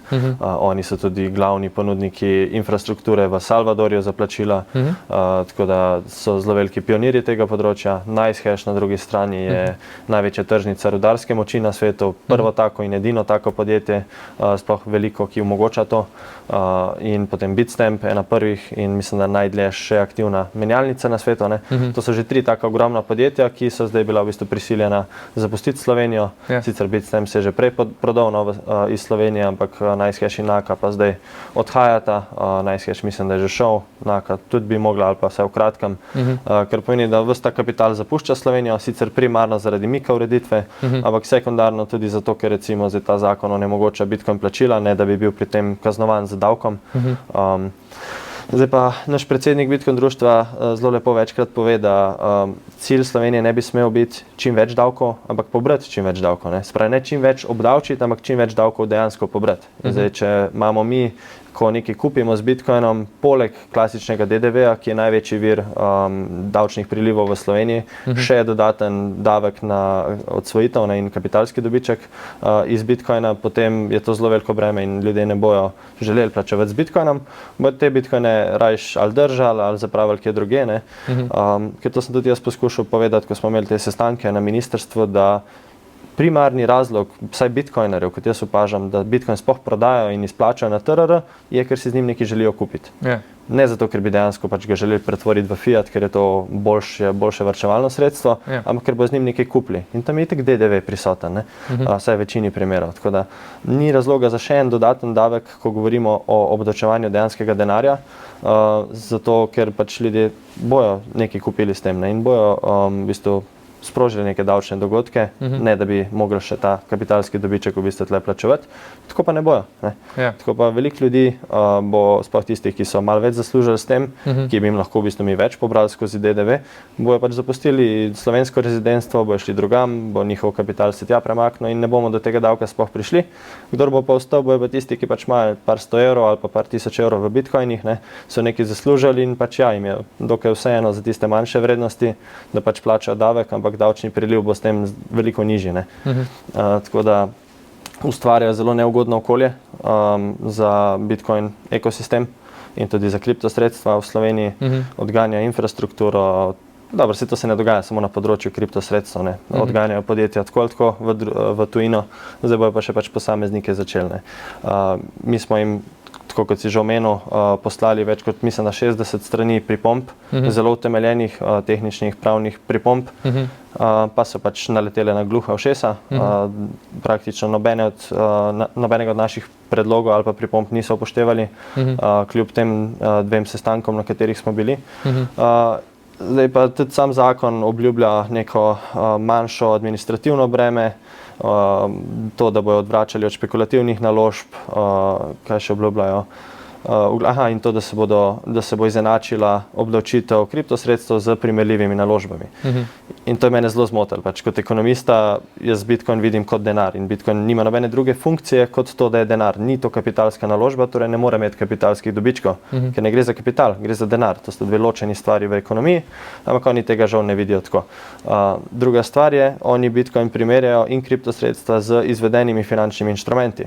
In temu primerna je tudi obdavčitev, 25% za oboje, brez časovne kapice, ne. Pri delnicah, ki so vrednostni papirji, ne, imamo vsaj to časovno obdobje 25 20 let, oziroma 15 let, ko davek pade na 0%. Tukaj tega ni. Ampak izvedeni finančni inštrumenti so prvič imajo posrednike, imajo izdajatelje in so derivati delnic oziroma vrednostnih papirjev, so zelo rizični. In tudi smo lahko likvidirani, če pač imamo ta margin call. Tega pri kriptosredstvih ni, v večini nimajo posrednikov, nimajo izdajateljev in nimajo margin callov. Torej ne gre za primerljiva sredstva, ampak oni to tako vidijo. Glede administrativne poenostavitve je pa to njihov izgovor za to, da ne rabijo uvesti časovne olajšave, ker ne bi bil njihov sistem poročanja zdaj lažji. Ampak to deluje tako, da v bistvu oni zdaj spodbujajo kratkoročne špekulante, to, kar so rekli, da ne bojo, da želijo odvračati, s tem, ko jim omogočajo, da še vedno lahko pač opravljajo dejavnost in predvsem s tem, ko ni časovne olajšave, to pomeni, da dolgoročni vlagatelji niso nagrajeni, kratkoročni špekulanti pa praktično imajo vse enako, ker če dejavnost opravljajo, si pač obdavčen z dohodnino in to je to. Tako da nobenega od treh zadanih ciljev ne izpolnjuje ta zakon in mislim, da je zelo škodljiv.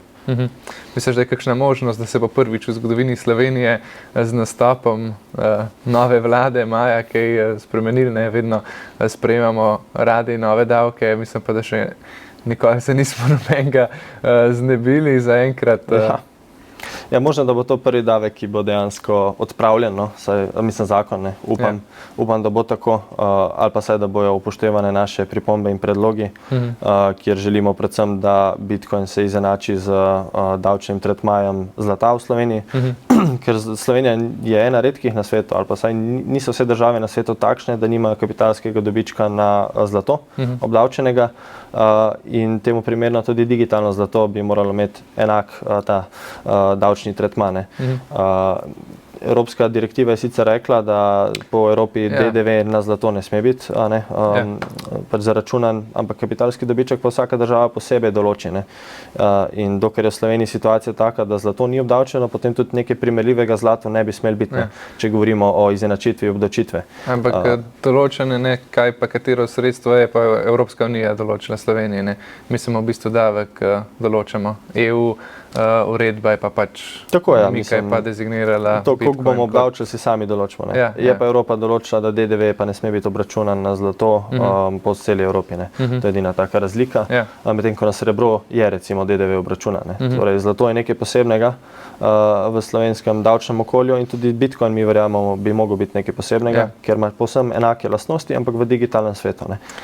In tudi v Ameriki je številne izjave Trumpove administracije so, kjer enačijo Bitcoin za zlatom.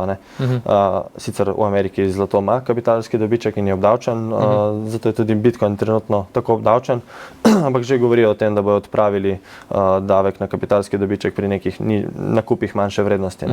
Kako se pa primerja potem naša ureditev recimo z ostalimi evropskimi državami? Je primerljivo ali je razlike, mislim, smo visoko obdavčili? Ja, zdaj stopnja je, mislim, da ena višjih v Evropi. To je pač, kar se tiče stopnje, medtem ko sam zakon pa v bistvu mislim, da praktično kopira takšnega, kot ga je imela Nemčija pred nekaj leti, ampak ga je odpravila. Nemčija je zdaj dala drugačen zakon, ki po enem letu držanja Bitcoina pač ni več Bitcoin, niti kriptosredstva niso več obdavčena s 25% davkom. Torej mi zdaj v bistvu delamo to, kar je Nemčija že pred nekaj leti pač odpustila, oziroma opustila. In zdaj najbolj nas skrbi to, kot si preomenil, v prihajajoči administraciji, možno, da bomo takoj mogli sprejemati neko novelo tega zakona, ker je to področje, ki se zelo hitro razvija in zelo hitro ga svet zdaj sprejema, tudi predvsem ta svet suverenih držav. In zdaj zakaj mi zategujemo, ko vse države sproščajo po svetu? Smo v bistvu v tem primeru zelo nazadnjaški, kar je v nasprotju s tem, kar je slovenska industrija delala vsa ta leta, ko smo bili pionirji. Smo bili številna leta pionirji, zdaj pa v bistvu nazadujemo. In tudi naš predlog ministrstvu je bil, da zakaj ne bi mi bili vodilni na področju obdavčitve in regulacije kripta v Evropi, pa naredili nek precedens za druge države, zakaj smo mi zdaj tisti, ki sledimo.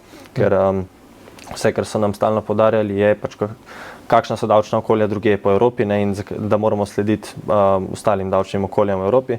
Smo rekli, zakaj bi sledili, če lahko vodimo. Ni potrebe po sledenju, sploh pa ne v zakonu, ko utemeljujejo in dajo primere primerljivih davčnih okolij, navajajo samo države z najslabšo ureditvijo. medtem ko države z boljšimi ureditvami, Portugalsko, Hrvaško, Nemčijo, Malto in podobne pa izpuščajo. Se pa dela, da pač takšna davčna okolja ne obstajajo, nekatera nimajo obdavčenih kapitalskih dobičkov, v večini primerov pa že po nekje 12 mesecih kapitalski dobiček ni več obdavčen. No, bomo videli, kaj se bo zgodilo maja oziroma naslednje leto. Povejmo mi da še malo o centralno-bančnih digitalnih valutah. Že prej so jih na kratko omenila, veliko se govori o tem digitalnem evru, predvsem tudi ta juan kitajski. Kakšen je tvoj pogled na to? A se ti zdi, da mogoče CBDC-ji so nek odziv na porast kriptovalut v svetu? Se ti zdi, da bi imela uvedba nekega digitalnega denarja, nekih CBDC-jev pozitiven vpliv na mogoče Bitcoin, negativen, je kle povezava kakšna? Mislim, pozitiven samo z vidika, da tudi slaba reklama je dobra reklama, za Bitcoin. To smo v številnih primerih videli. Karkoli je bilo te slabe propagande proti Bitcoinu, je na koncu se vedno izkazalo, da je bilo na dolgi rok to dobro za njega, pa dobra reklama. Ampak centralno-bančne digitalne valute kot take so po mojem mnenju povsem avtoritarne, zato ker nasprotujem vsakemu obsežnemu nekemu centraliziranemu sistemu, ki ga vodi država in ne prosti trg. Ker tudi tukaj bo država oziroma Evropska unija bo mogla najti nekega ponudnika, ki jim bo zgradil to infrastrukturo v prvi vrsti in ta ponudnik ali pa več takih ponudnikov bo mogli skrbeti za vse podatke. Največji problem takega sistema je, da se morajo za vsako transakcijo beležiti podatki o vseh uporabnikih in to nadzira ena centralna institucija. In to za 400 ali celo 500 milijonov prebivalcev, kot jih je zdaj v Evropi, naenkrat, kar je zelo ogromen, obsežen sistem in karkoli gre narobe s takim sistemom ali pa bog ne daj, da doživi neki spad delovanja, potem celoten finančni sistem stagnira in hkrati se dela velika škoda. Torej, taki sistemi so nevarni, ker njihova infrastruktura ne bo stabilna, tako kot ni stabilna infrastruktura katerega koli drugega državnega sistema tehnološkega. Kot smo videli recimo z elektrarnami, z univerzami v zadnjih letih v Sloveniji, so imeli spad delovanja, neke heke, kibernetske, kradli podatke. Tako da ne predstavljam si, kako bi tak sistem lahko uspešno pač funkcioniral. Zdaj pa itak še zdaj ne znajo čisto povedati, kako bo sploh izgledal digitalni evro, ali bo to samo neka aplikacija na telefonu podobna Flicku, ali bo to dejansko nek večji obsežni sistem, ne znajo ga niti opisati, ker po mojem mnenju niti nič ne pomeni kot tak. Zdaj bojo banke ostale v takem sistemu, ali ni več potrebe po njih, noben ne zna povedati. Vsekakor pa mislim, da je boljš imeti sistem, ki je razvejan s komercialnimi bankami, tako kot je zdaj, da ima vsaka država ne vem koliko različnih bank, pa bančnih podjetij, in da je vsaj neka hierarhija, da ni vse samo ena centralna banka, ki vodi finance za 500 milijonov Evropejcev. To ni malo. In na Kitajskem pač smo videli, kakšna tiranija se s pomočjo tega izvaja. In tudi ne vidim potrebe potem, zakaj bi Evropi to bilo v interesu, razen če želijo imeti pač več nadzora, kar pa je zelo pač avtoritaren poskus in želja. Tako da bolj se mi zdi produktivno to, kar Amerika počne z stabilnimi kovanci. Ne vem, zakaj ne bi Evropa naredila konkurenčnega, stabilnega kovanca.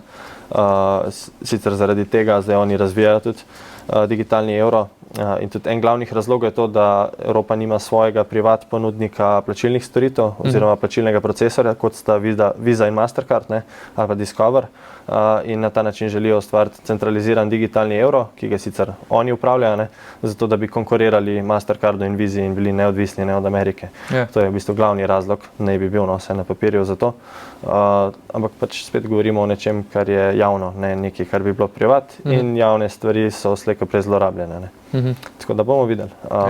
Bi si pa želel videti nek evropski stabilni kovanec, strani neke banke, ki bi ga izdala, pa nekega tehnološkega podjetja, bi bila po mojem mnenju boljša rešitev. Se imamo zdaj v Circlov EURC, ni še največji, se pa kar potegujejo, tudi njihove delnice so bile zelo, zelo uspešne, letos ob prvi ponudbi.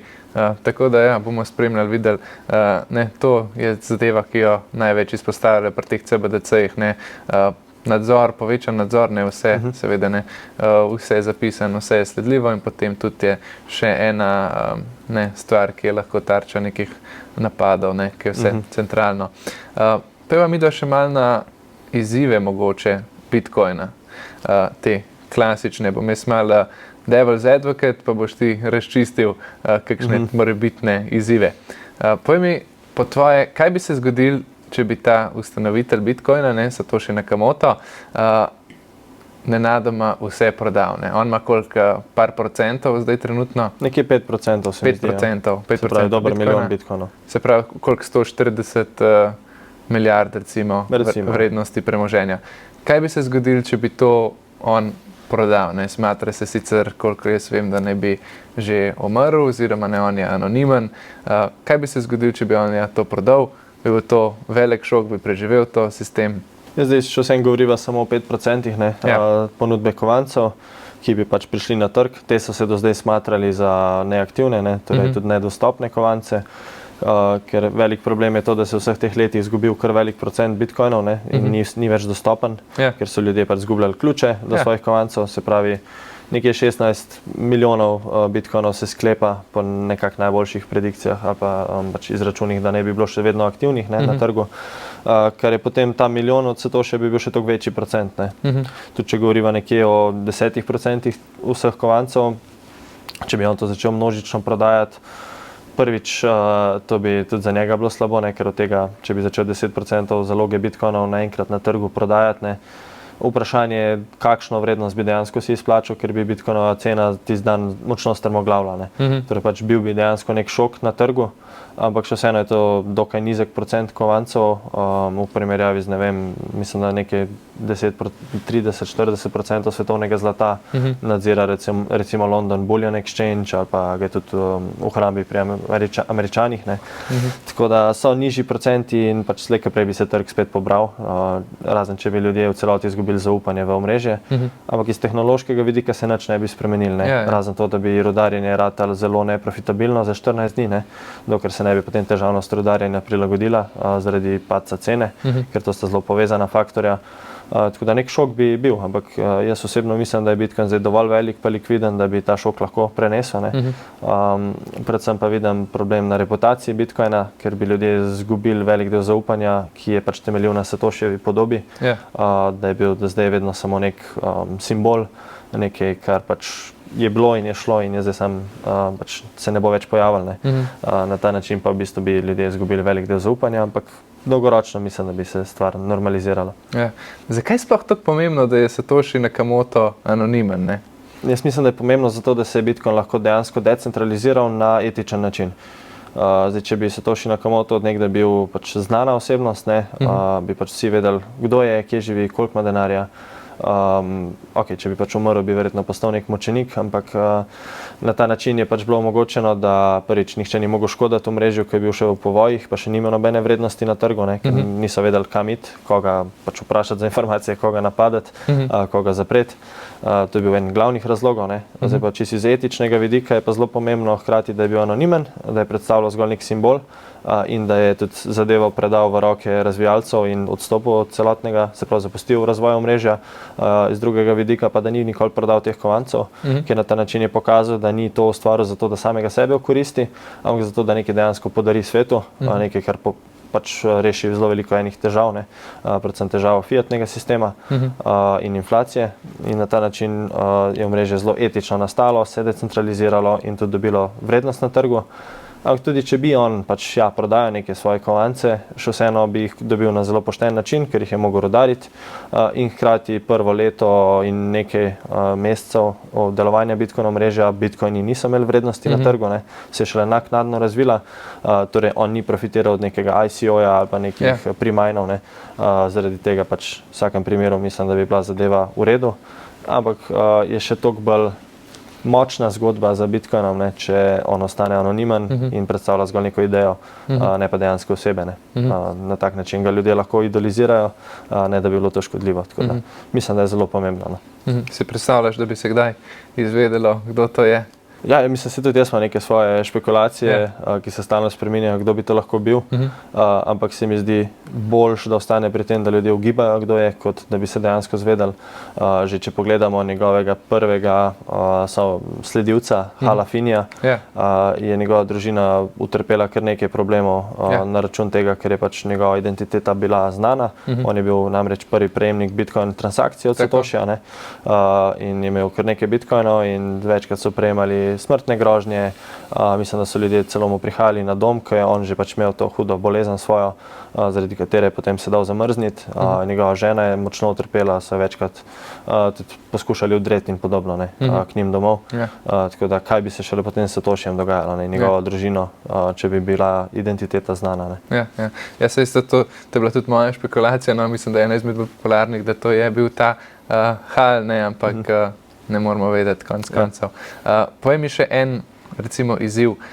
Uporaba samega Bitcoin sistema, pa tudi hramba za nekega običajnega uporabnika, ki ni veš, recimo tehnologije nista najbolj preprosta. Ne rabiš vsaj neko znanje o denarnicah, zasebnih javnih ključih, recimo, še bolj če znaš uporabljati cold storage. To je ključnega pomena, recimo, dolgoročno gledano. A se ti zdi, da ta kompleksnost Bitcoin dela mogoče elitističnega? Nekoč je, do neke mere, ampak takrat tudi njegova vrednost in pomembnost v svetu ni bila tako visoka.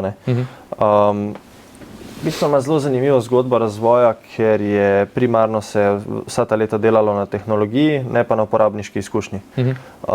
Recimo ogromno kriptosredstev, ki pač želi konkurirati Bitcoinu, primarno dela na uporabniški izkušnji, poskušajo biti bolj cool, imeti neke take integracije, ne dejanska tehnološka infrastruktura je in pa šepa, recimo. Veliko takih primerov je. Bitcoin je pa v bistvu bil del teh cypherpunksov, ki so pač so itak vsi znali uporabljati tehnologijo, ker za njih ni tako kompleksna. In so primarno delali na varnosti omrežja, na decentralizaciji, na v bistvu odpravljanju nekih teh tehničnih napak delovanja. In šele naknadno, zdaj, ko so se razvila malo večja podjetja, ko je to prešlo bolj v javnost, se je začel razvijati uporabniško izkušnjo, pa delati tudi na pač brandingu in takih stvareh. In zdaj dejansko, če gledamo neke današnje ponudnike denarnic, so njihove aplikacije že zelo intuitivne, zelo pač preproste za uporabo, kljub temu, da je lastna hramba Bitcoina še kar, mislim, tudi vedno bo dokaj kompleksna, ker je veliko stvari, na katere je treba paziti. Ampak to danes lahko že tudi neki starejši ljudje uporabljajo brez problema. Tudi jaz sem že več jim pomagal na ta način, da so si lahko v bistvu priskrbeli neke strojne denarnice in jih inštalirali in jih znajo uporabljati. Tako da danes je že kar intuitivno. Je pa res, da Bitcoin bo še nekaj časa zaradi tega ostal malo bolj.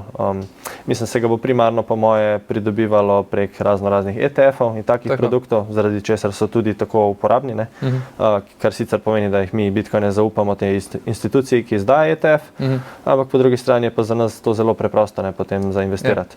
Tako da neki pokojninski skladi ali pa nasploh upokojenci in podobni bodo zelo lahko tako pridobili Bitcoine, ne bo pa to tako varno, kot če bi pač to hranili sami pri sebi. Tako da jaz poudarjam pač oboje, da gre za pač kompromis. Če se si želimo, kakšni so naši cilji, kakšen delež našega premoženja je v to vložen, na podlagi tega pa moramo videti, kako bi mi to želeli hraniti in se pač ukvarjati z bolj tehnološkim delom Bitcoinovega delovanja. Tako da vedno sem pristaš teh kompromisov, teh trade-offov, da je pač ni dobro biti v celoti, sploh nek povprečen uporabnik ni dobro, da je v celoti tehnično podkovana, pa se spušča v te detajle, ker si lahko zakomplicira hrambo in na koncu je sam sebi največja škoda in v bistvu lahko zgubi kovance na tak način, ker si prezakomplicira hrambo. Je vedno treba imeti nek trade-off tukaj.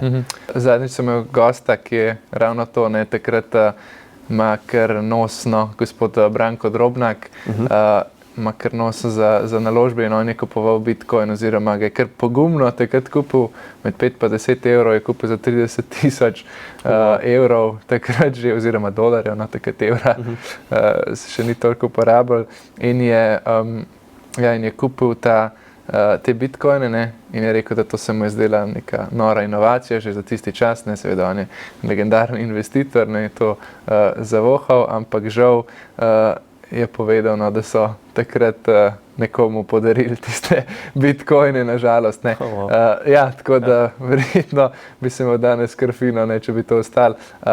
Ampak tudi se razvija uporabniška izkušnja z leti, misliš, da z leti verjetno bo to vedno bolj enostavno. Ja, definitivno. Vse enaka zgodba je z internetom in podobnimi protokoli, ker Bitcoin je protokol, Bitcoin je aplikacija. In značilnost protokolov, sploh teh digitalnih, je bila vedno, da so sprva bili kompleksni. Recimo od začetka nihče ni znal uporabljati interneta, vsa podjetja so primarno investirala v lokalna omrežja, ne pa dejansko, da bi se povezala ven, ker so se bala požarnih zidov in tega. In šele potem se je razvil celotno omrežje, da je tudi uporabniška izkušnja postala taka, da so lahko tudi starejši začeli uporabljati. Recimo, če pomislimo, kdaj so naše mame ali pa stare mame si upale uporabljati internet, je bilo pač verjetno šele v tem tisočletju oziroma stoletju. Enako je z e-mailom in pač podobnimi stvarmi. In tudi Bitcoin ni nič drugačen v tem pogledu, le da mislim, da ima hitrejšo krivuljo adopcije od interneta in vseh ostalih protokolov, tako da mislim, da bo to malo bolj pospešeno, sploh zato, ker se dotika naših financ.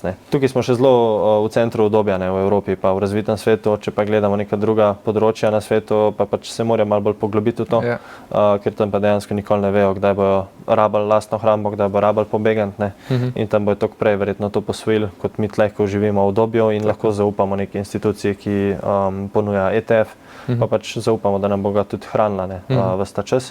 To je še ena ironija, zdaj, ko govorimo o ETF-ih, glede kriptozakona, ki ga zdaj pač so predlagali na vladi. Če recimo mi kupimo Bitcoin, nimamo časovne olajšave. Če pa kupimo Bitcoin ETF, ki je ista zadeva, le da pač nimamo nadzora nad njo, pa po 15 letih nismo več obdavčeni. Gre pa za enaka stvar v osnovi. Tako da to je še ena taka stvar, na katero sem se spomnil. Medtem ko pri zlatu je pa obratna zgodba. Pri zlatu pa nismo obdavčeni, če osnovno sredstvo držimo, če pa kupimo ETF in ga po enem letu prodamo, pa smo obdavčeni. Po 15 letih sicer tudi nismo, tako da še ena taka dihotomija. Ja, zanimivo. V glavnem peva še nekakšen izziv Bitcoina. Zdaj se govorila o tem razvoju tehnologije. Tudi druga tehnologija se razvija. AI, zdaj je bilo govora par mesecev nazaj o kvantnem računalniku. Se ti zdi, da bi lahko nastala neka nova tehnologija v roku 5-10, mogoče malo več let, ki bi lahko, 20 let, ki bi lahko ogrozila varnost Bitcoina? Govori se, da če bi prišlo do neke kvantnega napada, bi razbil to SHA-256 algoritem in potem bi Bitcoin izgubil vso vrednost. Se da kako zaščititi proti temu? Kaj ti misliš? Ja, mislim, zdaj tle je več načinov, kako se lahko lotim tega argumenta, ampak primarno mislim, da obstaja veliko šibkejših kibernetskih sistemov, ki bi jih lahko nek kvantni računalnik prej zhekal. Recimo, katerikoli bančni sistem je manj varen od Bitcoina in se tam je veliko lažje ukrasti denar, kot iz Bitcoina, kjer moraš dejansko razbijati kriptografske enačbe, ki so zelo, zelo kompleksne in načeloma irreverzibilne v klasičnem svetu fizike. V kvantni fiziki je pač zadeva malce drugačna. Ampak to mislim, da je zaenkrat samo pač nek hype okoli kvantne tehnologije in tudi en od razlogov, da ljudje še ne investirajo v Bitcoin, ker kaj, če bo nekoč kvantni računalnik se pojavil. To je pač večkrat nek ta razlog, ki si ga ljudje dajo, da se malo slepijo, ker mislijo, da so zamudili prejšnja leta Bitcoinove cene, nekaj bila nižja. Druga stvar je pa pač, da Bitcoin je programljiv denar. Je en red, v bistvu je edino denarno sredstvo, ki se ga da nadgrajevati tehnološko in hkrati tudi vedno boljše varnostne sisteme razvijati, kar pomeni, da čim pride neka kvantna grožnja, je zelo preprosto implementirati quantum resistant te protokole kriptografske, ki v bistvu delajo enako, ampak pač odporno na kvantne grožnje. In v bistvu že zdaj je do neke mere se protokol toliko upgradil, da pač je odporen na neke kvantne grožnje, ko govorimo o rodarjenju ali pa o teh kriptografskih ključih. Medtem ko se pravi mehanizmi ali pa algoritmi, ki jih je uporabljal Satoshi v tistem času, so manj varni, kar pomeni, da v bistvu bi zelo hitro lahko videli, da je neka kvantna grožnja obstaja, ker bi se prvi začeli v bistvu lahko premikati Satoshijevi kovanci, ki so najmanj varni, ker so iz tistega najbolj zgodnega časa, bi na ta način zelo hitro vedeli. Eni bi sicer mislili, da je recimo Satoshi se vrnil, ampak če govorimo o 50 letih, je to vedno manjša verjetnost, kot da je verjetno nekdo uspel ukrasti njegove ključe in na ta način bi protokol zelo hitro lahko se upgradil, ker zato ni potrebno veliko. Če je protokol ogrožen, pa je treba zelo hitro neko spremembo uvesti, se lahko to čez noč zgodi. Tako da ni to neka zdaj huda grožnja, mislim, da je veliko več drugih sistemov ogroženih pri tem. In to enako velja za te nevarnosti izpada elektrike, tega, da bi nekdo ugasnil internet, kot večkrat reče. Internet kot tak je zelo decentraliziran in odporen, sploh zdaj, ko imamo še neko Starlink tehnologijo, da te protokoli so varni in hkrati imamo večje probleme, če pride do takih groženj kot to, da pač Bitcoin nekaj časa ne bi deloval. To je bil tudi moj glavni argument, verjetno tisti, ki bo razvil kvantni računalnik pa šel razbijati sisteme in ne bo na prvem seznamu, ne bo Bitcoin. Po mojem tudi ne. Sicer je finančni sistem. Ja, ampak imaš druge precej večje, ne vem, nuklearne kodek rasti, takega so jaz razmišljal, recimo, tako da to je Black Swan event, ampak je bila popularna tema, tako da sem še vsem hotel, da jo razdelava. Ne, sej mislim, da ima kar nekaj teže, ampak kvantna tehnologija je še zelo, zelo oddaljena. Vsako, kar sem jaz razumel, sicer sem laik na tem področju, ampak sem poslušal kar nekaj ekspertov in pravijo, da to dan danes še ni niti slučajno stabilno, še manj pa je to prenesljivo iz kvantnega sistema, kjer trenutno testirajo te sisteme na dejanski naš sistem, kjer Bitcoin deluje. Je to še verjetno nekaj 100 let, če ne milijone let, da bi prišlo do tega. Povej mi, da imaš zdaj opravka z nekom, ki je star 60 let ali pa 50 let, približuje se upokojitvi. Zavarovanje premoženja lahko zdaj izbira recimo med zlatom ali pa Bitcoinom. Kaj bi mu ti priporočal? Ja, to je tista dilema, o kateri sem malo prej govoril. Takemu človeku bi skoraj želel priporočati Bitcoin ETF, ki je neka v bistvu mešanica obojega. Ker tudi, če nekdo zlato kupuje, sicer v Sloveniji se ga kar nekaj v fizični obliki, ampak v drugih državah je pa popularno kupovati predvsem te certifikate zlata, torej ne dejanskega zlata ali pa ETF-e. Tako da zelo odvisno tudi od tega, koliko so sposobni oziroma računalniško pismeni. Če jim gre, da lahko recimo si vzpostavijo lastno hrambo za Bitcoine, da bi to lahko dojel nek tak proces, kar jaz pri 50-60 letnikih opažam, da ni problem, bi jim definitivno svetoval Bitcoin in pač lastna hramba, razen tega vidika volatilnosti. Ampak tudi zlato konec koncev je bilo kar nekaj časa zdaj v izgubi. 10 let je se čakali praktično, Tako je, da smo prišli nazaj in iz tega vidika mislim, da je Bitcoin pač toliko superiorna tehnologija, da ne glede na starost se bo vedno splačala nekemu starejšemu preko zlata. Ampak nekaj taki, spet bi bilo treba, čisto odvisno od posameznika, kakšne ima preference pa pač kompetence. Se pravi, še ena primerjava med zlatom pa recimo Bitcoinom. Ne 2000 let nazaj si lahko za 10 kil zlata v centru Rima kupil stanovanje. In tudi zdaj, danes, si lahko kupiš za 10 kil zlata, to je okoli 930 000 dolarjev, si lahko tudi kupiš recimo stanovanje, ni več toliko luksuzno, kot je bilo takrat, ampak je pa še vedno precej v redu stanovanje v centru Rima. Se ti zdi, da bo Bitcoin tudi čez 1000 let, da boš lahko kupil, recimo danes kupiš stanovanje za 3 Bitcoine, recimo, v Ljubljani, se ti zdi, da čez 1000-2000 let bo tudi to možno, bo Bitcoin toliko vzdržen? Ja, to v bistvu izhaja, predvsem, to je zelo taka lepa anekdota, kako pri zlatu se to računa, ker v povprečju nastane nekje 1-2% zlata na leto in tudi povprečna rast produktivnosti na svetu je bila temu primerljiva, nekako v enakih odstotkih ali pa malce višja, kar pomeni, da se inflacija količine zlata na trgu, se pravi, koliko zlato zgublja vrednosti zaradi novih prilivov, v primerjavi s tem, koliko produktivnost v gospodarstvu narašča, se izenačita. In na dolgi rok cena enega izdelka ostane recimo enaka skozi čas. Najboljši primer tega je nek izdelek, ki nima nekih nadgradenj delovanja, recimo kruh. Cena kruha 1000 let nazaj v zlato in danes je praktično enaka, če merimo zlato. Medtem ko v evrih je pač naraslo močno, ker evro ali pa dolar to hitreje izgublja vrednost. Medtem ko pri Bitcoinu je pa zgodba pač druga, ker Bitcoin pa nima 1-2% letne inflacije, njegova trenutna letna inflacija je že manj kot 1% in na vsaka 4 leta se še razpolovi. In v končni fazi po letu 2140 ne bo več nobene inflacije. No, eno malo nehvaležno vprašanje, še tudi te so potrebne, tega sicer ne more noben napovedati, pa tudi nič narobe, če se odločiš ne odgovoriti, ampak kje ti vidiš ceno Bitcoina, recimo čez leto, čez 5 let ali pa čez 10 let? Zdaj, po moje, dlje naprej, kot gremo v času, težje je predvideti, zaradi tega, ker je pač prihodnost toliko manj verjetna oziroma manj predvidljiva v tistem času.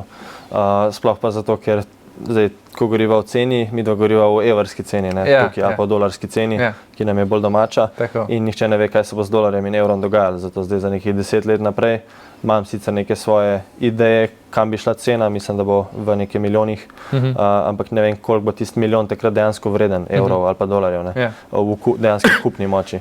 Ker če gledamo, da bo v povprečju fiatna valuta zgubljala nekje 8 do 10% vrednosti na leto, bo ta milijon takrat vsaj pol manj vreden. Tako da v roku enega leta pa so moje predikcije tako čisto intuitivne, bile nekje med 200 in 300 tisoč. Zdaj dolarjev ali evrov je zdaj vedno manj enako, kot je bilo prej, ko ste si bila bliže v tečaju, ampak mislim, da po dolarjih nekje do 300 tisoč bi znal priti, če bo se seveda vse to odvijalo tako, kot se zdaj odvija, pa kazalo v to pozitivno smer. Seveda še čakamo, recimo, da se spustijo obrestne mere v Ameriki, to je en tak velik faktor, ker zelo velika korelacija je med Bitcoinom in količino dolarjev, kako narašča med tem M2 supplyjem, tako da ta del še čakamo, kdaj bo eksponentno začel naraščati, pa tudi Bitcoin dobi nek zagon. Tako da bomo videli, to je neka moja taka predikcija, ne bi pa nikomor priporočil, da investira glede na njo. Ja, absolutno. Seveda. Ja, M2 money supply, o tem smo vedno radi veliko govorili, zdi se kot da graf ta 12 ali 10 tedenski zamikom praktično sledi ceni Bitcoina. Zakaj je temu sploh tako? Vse so v bistvu že tekom podcasta povedali, ampak še enkrat na kratko. Čisto preprosto, ker Bitcoin je denar in je konkurent dolarju in M2 v bistvu izraža količino dolarjev, ki pač obstaja. Se pravi, več kot je dolarjev, večji bo graf, oziroma bolj bo naraščal graf M2. In ker Bitcoin v bistvu konkurira, pomeni, da s tem, ko se ustvarjajo novi dolarji, približno enak delež teh dolarjev vedno teče v Bitcoin. Seveda pa pridejo še drugi stimulatorji, kot so neka ta podjetja in podobno, ki investirajo, ki dajo nek dodaten zagon rasti Bitcoina, zato ima ponavadi boljši performance, ampak v bistvu sledi denarnim tokovom. Tako kot tudi ostali trgi v večini sledijo M2 money supplyju, ker recimo več kot je denarja na trgu na voljo, več ga bo šlo v delniški trg in ta bo spet narastel. In v bistvu vse se giba glede na to, ker merimo vse cene v dolarjih, zato je to pomemben dolar M2 money supply. Če pa recimo merimo, za en Slovenc, en iz društva je naredil spletno stran bitcoin.cene.si, se mi zdi, ki pa v bistvu vzame podatke iz statističnega urada, se pravi iz Sursa slovenskega, za cene različnih produktov in tudi za količino evrov in jih primerja z Bitcoinom. In lahko v bistvu cene produktov iz različnih kategorij izrazimo v Bitcoinih in vidimo, kaj se pa v kontrasmeri, ko vse skupaj obrnemo na glavo in gledamo vrednost, merimo v Bitcoinih, kaj se pa dogaja in vidimo, da vsi izdelki padajo eksponentno, pada njihova vrednost. Tako da to je moj ljubši način za merjenje cen in neke predikcije, ker na ta način v bistvu vidimo, da nam Bitcoin dejansko ceni prihodnost, torej nam daje kupno moč skozi čas in nam omogoča boljšo pač prosperiteto skozi čas. Kako pa vidiš te cikle? Do zdaj so bili 4-letni, ampak zdaj smo vsi pravijo, institucije so že zraven, podjetja so vedno bolj zraven, konec koncev že države. Veliko strokovnjakov napoveduje, da smo tik pred neko adopcijo. Kako ti to vidiš? Bomo še v teh 4-letnih ciklih, pa če kje v ciklu mogoče smo danes? Ja, zdaj tle so 3 sfere teh ciklov, se mi zdi, v Bitcoinu prisotne. Zdaj prva, čisto osnovna, je pač ta inherentna rudarski cikl, ko na vsaka 4 leta količina Bitcoinov se razpolovi, ki nastanejo. Torej njegova inflacija je eksponentno manjša, se stalno razpolavlja in to je pač vedno nek stimulator cene, ampak ker danes to rudarjenje Bitcoinov predstavlja vse manjši procent celotne količine Bitcoinov in jih vedno manj nastane, je to vedno manjši pritisk na trgu. Torej mislim, da ta počas zgublja pomembnost. Drugi cikl je nek politični cikl. Spravi, vsak nov predsednik, ko je izvoljen, doda neke stvari, pa nekaj spremeni in to je timing teh ciklov je zelo povezan. Recimo lani, ko je bil Trump izvoljen, pol leta predtem je Bitcoinova ponudba se razpolovila. Torej ste si zelo blizu in še en tak podoben cikl je pa pač cikl teh finančnih mehurčkov ali pa finančni cikli, ko nekje na 4 leta se menja ta recesija in pač kaj je obratno od recesije, vzpon cene, ne, rast na trgu. Torej neka prosperiteta, se pravi, nekaj časa zaradi tega novega money supplyja na trgu se skupaj raste, nastajajo mehurčki in pol, ko zadeva poči, nastane recesija in s tem stagnacija in ta cikel je ponavadi 4 leta. Tudi če gledamo od covida do danes, je bilo nekje 4 leta, predtem je bilo nekje 4 leta. Tako da to troje se nekako uskladi, da nastane ta Bitcoinov cikel in je kar močen faktor. In tudi, če zdaj institucije pridejo na trg, te institucije so vseeno odvisne od finančnih in političnih ciklov, ker so vse gibe okoli, se pravi, denarne ponudbe, tega M2 supplyja, in ta, mislim, da še nekaj časa ne bo zginil, ker celoten sistem, tako kot Saifedean opisuje v fiatnem standardu, temelji, se pravi, kaj fiatni sistem v Ameriki brani pred inflacijo oziroma ščiti pred hiperinflacijo, so 4-letni cikli. Se pravi, večanje in nižanje obrestnih mer na nekje 4 leta je tisto, kar ga drži v teh mejah normale, ker če tega ne bi bilo, če ne bi bilo tega korekcijskega mehanizma recesij, pol bi v bistvu dolar doživel že zdavnaj hiperinflacijo. Tako da to je, mislim, da stalno prisoten faktor in bo še dolgo časa vplival, kar pomeni, da bomo sigurno še videli neko recesijo pri Bitcoinu, ampak mogoče bo ta drawdown cene manjši, da ne bo več 70-80%, bo nekje 30-40%. Kje pa misliš, da je ta recesija? Zdaj v Ameriki jo že 2 leti stalno napovedujejo, tudi v Evropi nekaj malo. Prejšnje leta smo imeli tista japonski indeks, je malo kihnil, pa se je cel svet podrl. Potem avtomobilska industrija je bila malo v vprašajih v EU, potem v Ameriki so tudi napovedovali recesijo, zdaj prišel Trump, spet se zadolžil dodatno in se ne govori več toliko o recesiji, sploh v Ameriki. Kaj ti misliš, kdaj, če? Ja, Trump zdaj poudarja, da je recesija konec, da inflacija je umirjena, da je ni, tako da rabimo inflacijo, da rabimo šibkejši dolar, da na ta način spodbudimo gospodarstvo in zdaj stalno teži ameriški centralni banki naj spustijo obrestne mere, ker misli, da je Amerika pripravljena na novo obdobje rasti in potem spet zakasnelo recesijo čez nekaj časa. Jaz osebno mislim, da je zgodba nekako taka, da smo prišli iz tiste recesije. Zdaj, po standardni definiciji, če se ne motim, je to 3 zaporedna četrtletja padajočega BDP ali nekaj tazga. Neka ta definicija, neka stopnja inflacije. Že dolgo se nisem s tem ubadal, da bi točno poznal. Pa tudi te službene napovedovanja, to so mi zdaj sicer en disaster v Ameriki. Ja, seveda, ker so imeli zdaj on krivi statistične urade za krive podatke, ampak možno, da je pa tudi realna zgodba. Tako da to so neke standardne metrike za definicijo recesije, ampak mislim pač, da zdaj prehajamo iz recesije ven in da smo pripravljeni na novo obdobje rasti, tako da dejansko se obrestne mere lahko spustijo. Je pa to velik problem, prej, ko sva govorila o nakupovanju ameriških državnih obveznic, že danes jih recimo Kitajska prodaja in druge države, če pa obrestna mera pade, bojo pa še toliko manj zaželene, ker so njihovi donosi še toliko nižji, tako da je to spet taka dilema, ali se to splača, ali je boljš tako, kot recimo Powell dela, da se še splača počakati na nekaj časa, pa jih držati malo više. Ne vemo. Zanimivo.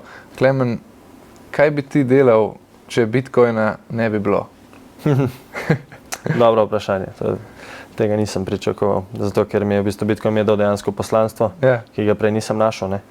Da zdaj lahko vsak dan se ukvarjam z nečem, kar mi je veselje, kar me zanima. Prej sem imel kar velike probleme s tem, tako kot sem na začetku omenil COVID. Je bil sploh en tak del mojega življenja, kjer sem malce izkusil še, ker se je bilo treba odločiti, kaj bi želel študirati, kam bi se usmeril. Mi je v bistvu Bitcoin pol s časom dal smer. Tako da, če ga ne bi bilo, jaz še vseeno verjamem, da bi bil v ekonomiji, da bi me to zanimalo v nekem poslovnem svetu. Tako da verjetno tu, ampak zdaj, koliko bi me stvari zanimale, koliko bi me to dejansko veselili, pa si ne upam trditi. Ampak mislim, da bi ostal v poslovnem svetu, ker že od malega sanjam, da se ukvarjam malo bolj s poslom, z biznisom, tako da bi verjetno ostal tukaj. Ok, super. Povej mi, Klemen, kje te lahko najde naše občinstvo, Bitcoin Shop, Bitcoin društvo, tudi kar nekaj dogodkov prirejate, povej. Ja, primarno preko Bitcoin društva Slovenije, pa naših mesečnih srečanj v Ljubljani in Mariboru. Sem praktično na vsakem ljubljanskem, sem zraven.